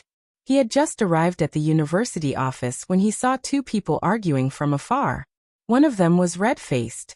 Who else could it be but Professor Qi? The other was Yan Liang. Yan Liang was full of himself, and did not take Professor Qi seriously at all. In the past, Yan Liang would never have dared to treat Professor Qi like this. He must have seen Professor Qi lose his power, so he was acting like this. Tang Zheng was furious. He strode over and happened to hear Yan Liang's sarcastic remarks. Do you really think you're the great Professor Qi of the past? You want to stand up for Tang Zheng? Look in the mirror. Yan Liang was secretly pleased. He would never have dared to treat Qi Shaowen like this in the past. This time, Qi Shaowen had taken the initiative to walk right into his mouth. Of course, he would not let go of this great opportunity to taunt him. Qi Shaowen was extremely embarrassed. He said bitterly, Yan Liang, so you're this kind of person. I was blinded by your pretense in the past. I'm fighting for Tang Zheng's rights. You're a real villain for retaliating. Haha, I'm a villain? But I'm living a good life, unlike you who's like a jinx. Everyone avoids you. You've gone too far. Qi Shaowen was shaking with anger. I'm going to talk to the dean. I don't believe there's no room for reason in this world. Yan Liang blocked the door with his body and said disdainfully, the dean is a busy man. He doesn't have time to deal with your trivial matters. Besides, I'll be honest with you. The dean asked me to stop you from coming. The dean doesn't want to see you at all. Qi Shaowen's aura faltered when he heard that. He had really become a jinx. His old acquaintances were all avoiding him. However, when he thought of Tang Zheng's trust in him, he was unwilling to leave just like that. He had promised Tang Zheng that he would do it. Yan Liang was enjoying Qi Shaowen's ugliness with satisfaction when he suddenly saw a figure dashing toward him. He thought that it was an impudent student, and was about to reprimand him when he realized that it was a leg that was charging at him. Bang! With a muffled sound, this leg ruthlessly kicked his chest. Like a kite with a broken string, he flew out in a sorry state and crashed into the door. Like a dead pig, he softly fell to the ground. Qi Shaowen was shocked by the sudden attack. He was dumbfounded. It took him a while to realize that the attacker was Tang Zheng, who was standing in front of him with a scowl on his face. Tang Zheng, why are you here? Qi Shaowen greeted him awkwardly. Tang Zheng said bitterly, Professor Qi, why didn't you tell me about the unfair treatment you've been receiving? Why did you have to bear it all in silence? All of this happened because of me. It's my duty and responsibility to resolve it for you. Qi Shaowen said sheepishly. How did you know? Old Man Wei told me everything. Besides, Yan Liang's behavior just now also explained everything. Professor Qi, why did you have to hide it from me? It's just a small matter. You have so many things to do every day. There's no need for me to add to your troubles. Tang Zheng shook his head and held Professor Qi's shoulder. Professor Qi, as long as I, Tang Zheng, am around, I will never allow these clowns to bully you. I'll teach him a lesson for you and avenge you. Tang Zheng clenched his fists so tightly that they cracked. Yan Liang, who looked like a dead pig, immediately scrambled to his feet and said in horror, Don't, Tang Zheng. Don't hit me again. Although he hated Tang Zheng to the core, he did not dare to be presumptuous in front of Tang Zheng. Even though he had just taken a kick from Tang Zheng, he did not dare to show any hostility. This was because the memory of how Tang Zheng had severely injured the president of the Martial Arts Association, Yu Zhangkui, right in front of him had left a deep impression on him. Tang Zheng would not listen to his pleas for mercy. He stepped closer and closer. Yan Liang retreated step by step until he finally reached the corner of the wall. There was nowhere else to go, but he still tried his best to move backward as if he wanted to melt into the wall. Seeing Tang Zheng raise his fist, Yan Liang immediately squealed like a pig being slaughtered. It was as if he was about to meet the king of hell. Tang Zheng, stop! Professor Qi could not wait to stop him. Don't hit him. Otherwise, people will talk about you. Besides, it's not worth it to dirty your hands over someone like him. Tang Zheng was already facing the problem of being selected for a scholarship. If there was another incident of him violently beating up a teacher, he might even be expelled from the school, let alone a scholarship. Qi Shaowen would not watch Tang Zheng ruin his bright future without doing anything. At the last moment, Tang Zheng stopped. His fist hovered above Yan Liang's head. The wind that it created blew his hair into a mess. Even his mouth was crooked. If you're lucky, Professor Qi is a magnanimous man. He won't stoop to the level of a clown like you. Tang Zheng spat on the ground and said. Yan Liang hurriedly bowed to Qi Shaowen. His head was almost touching the ground. He said gratefully, "Thank you, Professor Yan. You're a magnanimous man." "Get lost," Tang Zheng said in disgust. Yan Liang immediately ran away, pissing his pants. He could not care less about the onlookers who were pointing and gossiping about him. This time he was utterly humiliated. "Professor Qi, let's go. These are all powerful people. Why should we beg them?" Tang Zheng said as he helped Qi Shaowen up. Qi Shaowen sighed deeply and said, "Tang Zheng, it's all because of me. I've caused you trouble again." Tang Zheng waved his hand and said, "This started because of me. I'm the one who caused you trouble." Qi Shaowen shook his head helplessly and said, "Then what about your scholarship?" Tang Zheng was not sure. However, he did not want Professor Qi to worry. He smiled freely and said, "It's okay. It's just a scholarship. I don't need that money." Qi Shaowen sighed dejectedly and said, "But it's an honor." "Haha, Professor Qi, do you think someone like me would care about this honor?" Tang Zheng retorted. Qi Shaowen was slightly stunned. He finally remembered Tang Zheng's identity and felt a little relieved. The two of them walked out of the campus together. Tang Zheng asked, "Professor Qi, what is Lu Ming doing now? What right does he have to interfere with your work?" "He's young. Of course he doesn't have that kind of power. However, he has a powerful father. He's just a dog who bullies others." Qi Shaowen said disdainfully. He obviously looked down on Lu Ming as well. So he's relying on his father. I think he's cheating his father." "Who's his father?" Tang Zheng said angrily. "A deputy minister in charge of archaeology." "Hey, Tang Zheng, why are you asking these questions? Don't do anything stupid." Qi Shaowen warned him warily. He was gradually getting to know Tang Zheng's way of doing things. Sometimes, he just liked to use violence. For a scholar like Qi Shaowen, this kind of behavior was unacceptable. Tang Zheng smiled and said, "Of course I'm not going to do anything stupid. Doesn't he like to rely on his father? Then I'll let him know what it means to cheat his father. I don't need to use my fists to deal with him." Qi Shaowen was skeptical when he saw how confident he was. He was about to persuade him again when his phone rang. When he picked up the phone, his expression became strange. When he finally hung up the phone, he could not hide the astonishment on his face. "What happened, Professor Qi? Who called?" "The principal of Yanqing University." "The principal?" Tang Zheng searched deep in his memory and recalled the hale and hearty figure at the freshman's opening ceremony. The principal of Yanqing University was a famous scholar and educator. He was very famous. "The principal said that the university has a welcoming event for me." Tang Zheng was delighted. Since the principal had taken the initiative to contact him, it would definitely bring more benefits to Professor Qi. It would improve his status in the university. That's a good thing. Qi Shaowen was non-committal. He said, "The headmaster said that the school will be welcoming a very important foreign guest. This foreign guest is very interested in the history and culture of the Huaxia Empire and antiques. The school is going to cater to his interests, so I'm part of the reception team." "Which foreign guest is so important?" Tang Zheng asked curiously. Yanqing University was the most prestigious university in Huaxia. It had always been an important target for all kinds of visitors.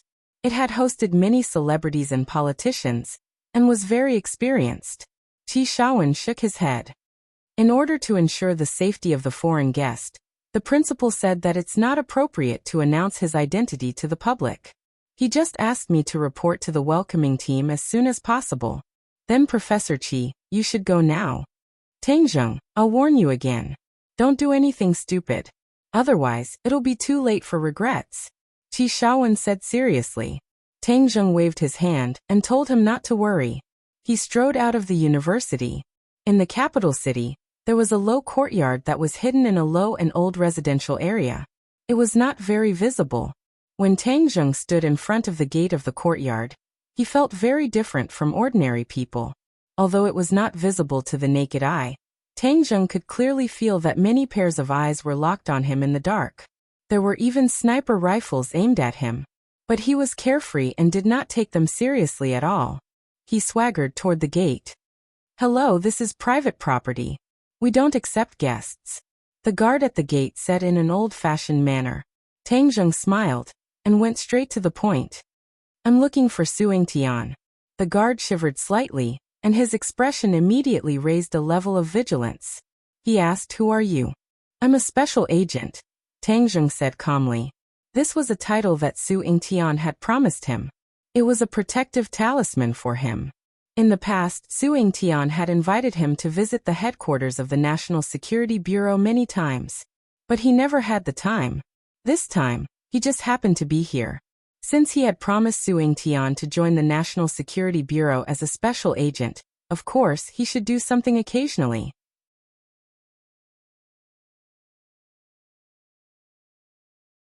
Chapter 611. Tangzheng did not wait for too long at the door since the guard immediately reported when he heard the word special mobilization. It was just that a pair of eyes rolled around Tangzheng's body. The special mobilization of the National Security Bureau wasn't something that an ordinary person could handle since it required the other party to be extremely powerful. But no matter how the guard looked at it, he did not feel that the young man before him possessed such strength. A short while later, Su Yingtian walked out and laughed at Tangzheng. You're a rare guest. Tangzheng bashfully smiled and said, You have invited me so many times, so I should at least come and recognize you. Yes, you're a special mobilization, and this is your home. So of course you should come and visit. Hearing these words, the guard felt a chill in his heart. This young man was truly a special mobilization, and even the bureau chief was personally welcoming him. So this young man was definitely not an ordinary person. As Su Yingtian led the way, Tangzheng looked around and praised with a smile. Your place is like an iron bastion. I'm sorry. Su Yingtian knew that he couldn't hide his arrangements from Tangzheng, so he humbly replied. The short building in the courtyard was extremely old and emitted an aura of vicissitudes. The National Security Bureau was established in this courtyard in the past. Back then, this place was also considered luxurious, but it has lost its splendor and looks a little shabby. Su Yingtian explained. Tangzheng nodded his head. The National Security Bureau had a long history, and this ancient courtyard served as a foil to its background. It was not something that the Dragon Group could compare to. Su Yingtian's office was located on the top floor, so there was no overlooking view. But when he stood at the window and looked out, he would see rows upon rows of tall buildings. You wouldn't visit a temple without a reason. You're not here to simply visit, right? Su Yingtian smiled with his eyes narrowed. Tangzheng shrugged and said, I can't hide anything from you. But before we talk about this, I want to know what happened to the Emperor's younger brother that you captured. Even if you didn't tell me, I was going to tell you. Thanks to your help in the Northeast operation, we successfully captured this important person. You played a big part in it. When the higher-ups heard about this, they especially praised you. Tangzheng shook his head. He didn't care about praise. Of course, he also understood that the leader who praised him must be someone at the top of Huaxia's hierarchy. If an ordinary person were to receive such an honor, they would definitely be incomparably excited, thinking that there was smoke rising from their ancestors' graves.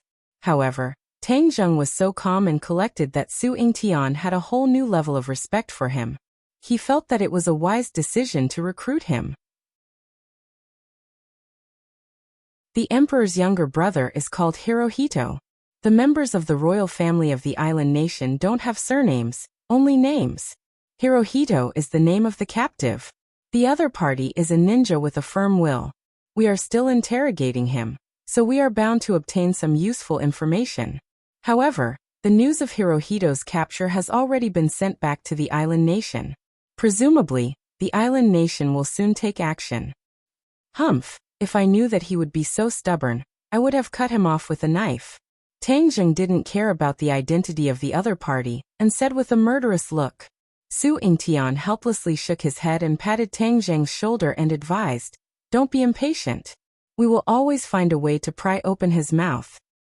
But since the news of his capture has already been sent back to the island nation, the other party will definitely do their best to obtain his freedom. Tang Jing said worriedly. "Don't worry, Hirohito has already been hidden by us in a secret base. It won't be easy for the island nation to rescue him. Moreover, the island nation won't dare to use diplomatic means to force the release of the captive because that will be a great humiliation. The captive of the royal family will also cause chaos in the island nation and make the people question the authority of the royal family. Oh, then it seems that we have a lot of time left." Tang Jing temporarily put him back into his stomach. Because if Hirohito was released so easily, then Tang Jing definitely wouldn't be happy. "Tell me what you came here for," Su Yingtian asked. "Help me investigate a person." Tang Jing immediately said the name of Lu Ming's father. Su Yingtian's expression didn't change. He didn't feel the slightest bit of surprise or fear, because he had to investigate a deputy minister with real power. Su Yingtian looked at Tang Jing with burning eyes and asked, "Did he provoke you?" "His son Lu Ming and I have a grudge." Su Yingtian understood and said after a while, "This deputy minister Lu is not an honest official. We have a lot of evidence on him, but the higher-ups don't want to touch him. Since Lu Ming has provoked you, then we can do something." Although this deputy minister had a high position, in Su Yingtian's eyes he didn't have much weight. His value couldn't be compared to Tang Jing's. Therefore he didn't hesitate and directly stood on Tang Jing's side. He didn't even ask Lu Ming what happened between Tang Jing and Lu Ming. "Thank you. Haha, no need to be polite. You are a member of the National Security Bureau. Dealing with you is going against the National Security Bureau. Of course I will support you." Su Yingtian laughed heartily. "This is only a small matter. Even if you didn't come looking for me, I would have gone looking for you. That's because I have a more important task for you." Su Yingtian's smile vanished as he spoke in a serious tone. When Tang Jing first agreed to join the National Security Bureau, he understood that he would receive some tasks, so he didn't have any resistance. Moreover, Su Yingtian so readily agreed to Lu Ming's matter. Politeness demands politeness. Of course, he wouldn't refuse Su Yingtian's task. What task? A diplomatic security task. And Tang Jing furrowed his eyebrows. "Haha, this is a good task. The person you are protecting is a world-famous beauty. How many people want this task, but don't have the chance?" The more Tang Jing listened, the more confused he became. He really didn't know who he was supposed to protect. Actually, this protection task fell on your head for a reason. Moreover, you will only protect in secret, so there won't be too much exposure. You should be very consistent with your principles. Su Yingtian continued. This beauty's visit to Huaxia has a stop at Yenqing University. Not only will she visit the campus, but she will also hold a public speech. There are many dangerous factors. In addition to the security personnel in the open, I am going to let you mix in with the students to protect in secret. Combining the light and the dark, this will ensure that nothing goes wrong. Who is the other party? Why are you mobilizing so many people? Tang Jing finally couldn't help but ask curiously. Her Royal Highness Princess and of the Swedish royal family. It's her. Tang Jing was shocked. This was an old acquaintance. He had too much contact with her in the South Sea. Moreover, he saved her life from the Sea King. Hey, you've heard of her too? I knew it. This princess and is very famous, especially in the Western countries. She is almost a household name. She is the dream lover of many men. Since you know her, you should know that this security task is indeed a good one. Tang Jing's expression changed. He hesitated for a while and said, "Can I not accept this task?"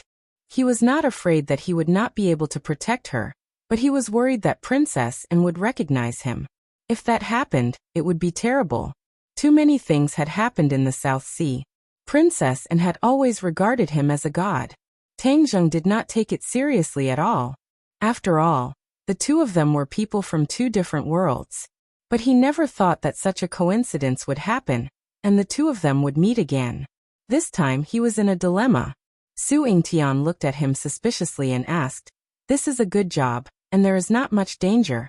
Why did you refuse?" Tang Jing was speechless. "This task you have the right time, place, and people. Can you just treat it as helping me once?" Su Yingtian persuaded. Since he had already said this much and Su Yingtian did not hesitate in the slightest to agree to his request, if Tang Jing were to refuse, then he really would not be loyal. "Well, I'll accept this task." Tang Jing had no choice but to compromise. But he had made up his mind.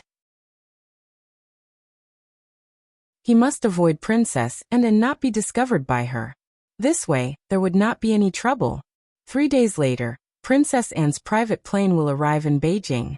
After attending the corresponding official event, she will arrive at Yenqing University the next day for a series of interviews.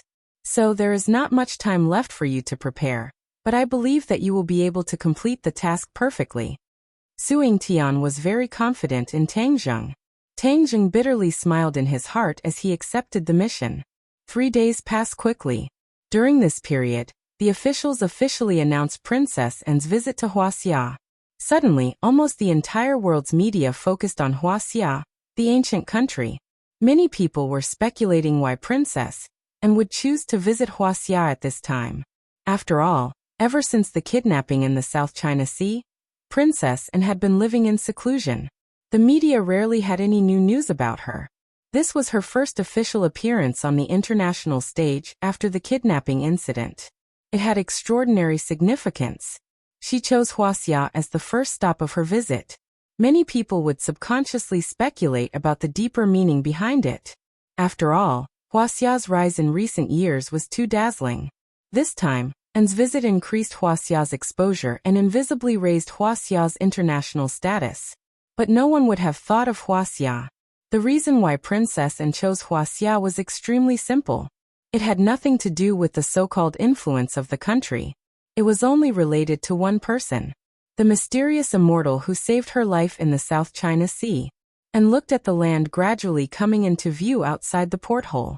A ripple appeared in her eyes. She muttered to herself, "The ancient country of Huaxia, the most mysterious country in the world. I must find you, the immortal." Bruce looked at Her Royal Highness worriedly. His 2 eyebrows were tightly knitted together. Since the kidnapping incident, Bruce could often hear Her Royal Highness whispering softly. Every time, it would be without fail that young immortal.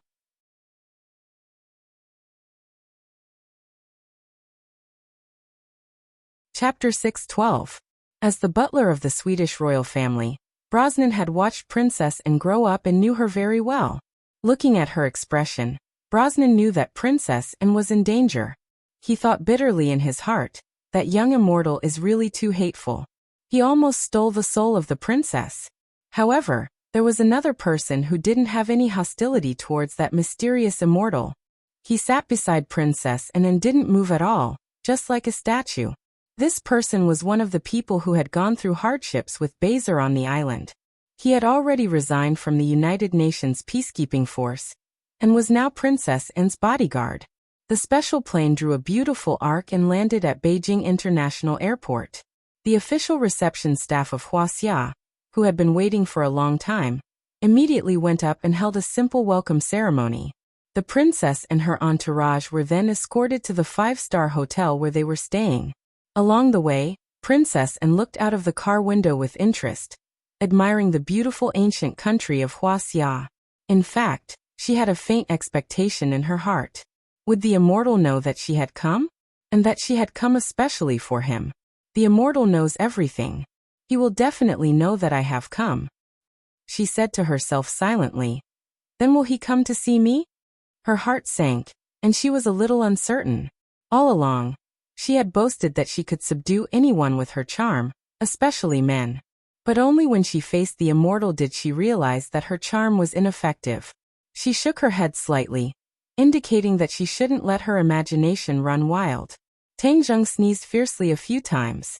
He thought to himself, "Who is thinking so much about me? He has already sneezed a few times." These few days, Yanqing University was almost boiling. Everyone was rushing to spread the news that Princess N would be visiting Yanqing University and would interact with the students present during her speech.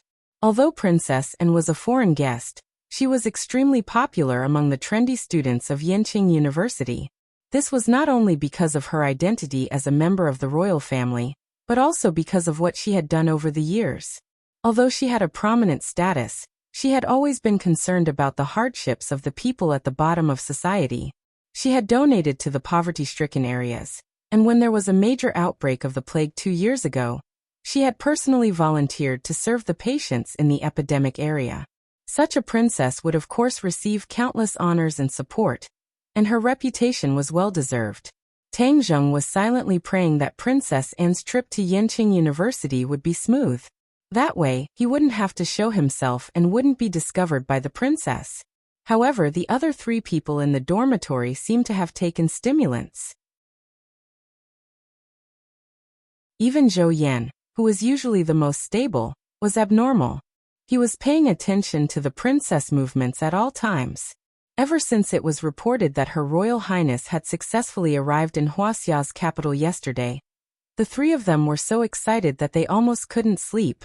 The 3 of them had already tried their best to get a few tickets to the lecture, preparing to see the charming appearance of Her Royal Highness when the time came. For this reason, the 3 of them were constantly trying on clothes, preparing to find the clothes that they were most satisfied with, so as to give the princess a good impression. In fact, maybe the princess wouldn't even notice them, but they still enjoyed it. Tang Zheng helplessly rolled his eyes. Was there a need to be so exaggerated? Especially Sinosaurus, you're a cultivator. Can't you be a little more stable? Look at your excited face and neck. Aren't you afraid that your girlfriend will be jealous? Tang Zheng faintly sighed, thinking that there was an insurmountable generation gap between him and his roommates on this matter. Lao San, what are you waiting for? Hurry up and change into a good set of clothes. When the time comes, if you have the chance to take a photo with Her Royal Highness, that would be a great fortune. Sinosaurus excitedly urged. My clothes are quite suitable, Tang Zheng lightly said. How can that be? You have to change into something more handsome. There's really no need. Aren't you in a hurry? If you delay any longer, it won't be good if you're late. Tang Zheng deliberately advised. The few of them looked at the time and shouted that it was almost too late. They had no choice but to let go of Tang Zheng and rush to the school auditorium as fast as lightning. Outside the auditorium, there was a sea of people. 3 inside and 3 outside were all students who heard the news. The police had already set up a cordon to guide the students into the auditorium. Well, luckily Lao San reminded us. Otherwise, if we came a little later, it would be difficult to go in. Sinosaurus sighed with emotion. The others nodded in agreement, hurriedly lined up, and finally handed over their admission tickets.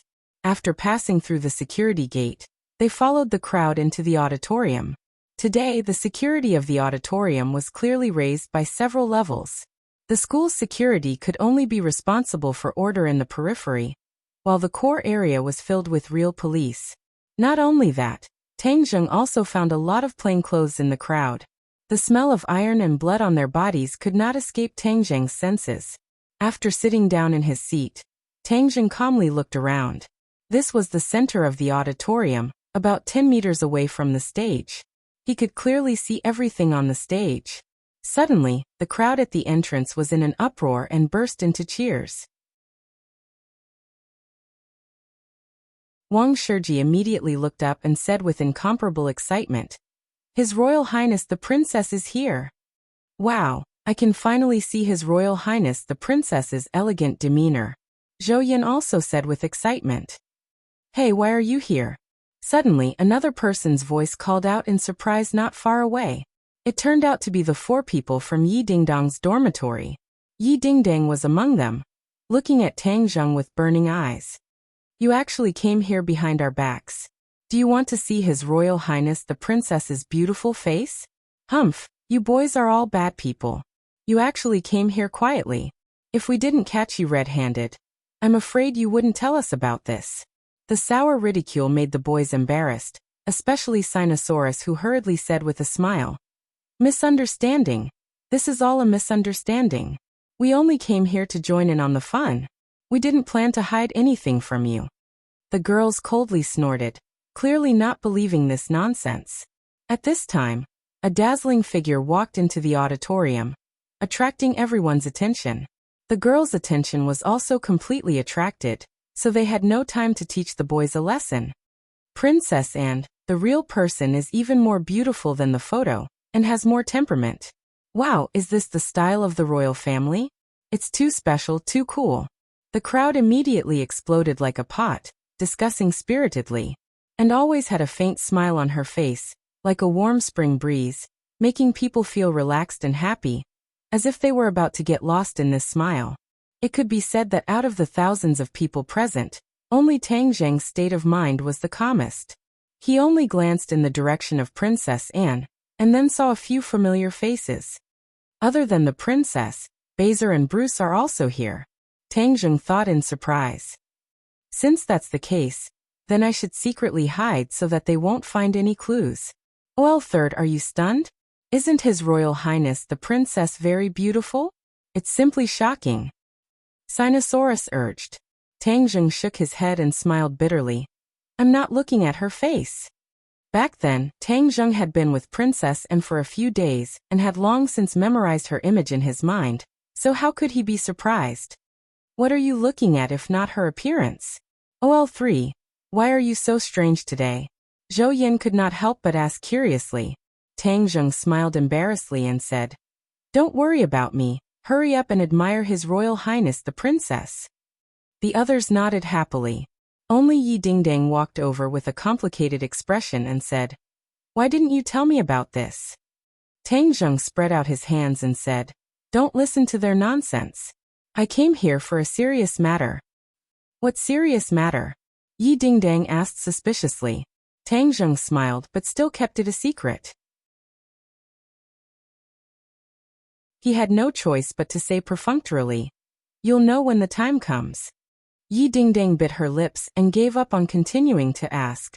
She looked at Princess Anne from afar and said, The various great families also have a very high opinion of Princess Anne.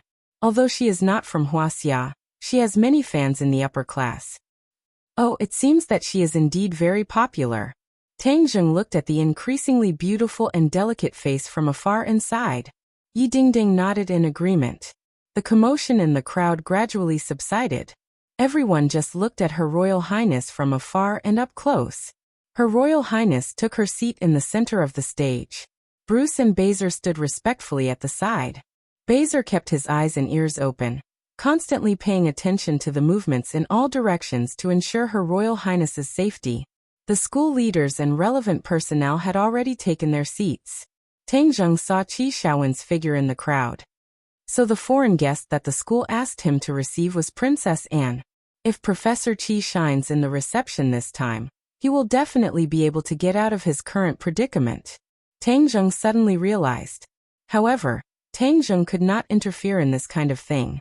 He could only silently pray that everything would go smoothly. Later on during the visit, if Qi Shaowen's explanation could enlighten Princess Anne, then it would be a great achievement. The school leader went on stage to give a speech, briefly introducing Princess Anne's life and giving her high recognition and praise. The students listened attentively.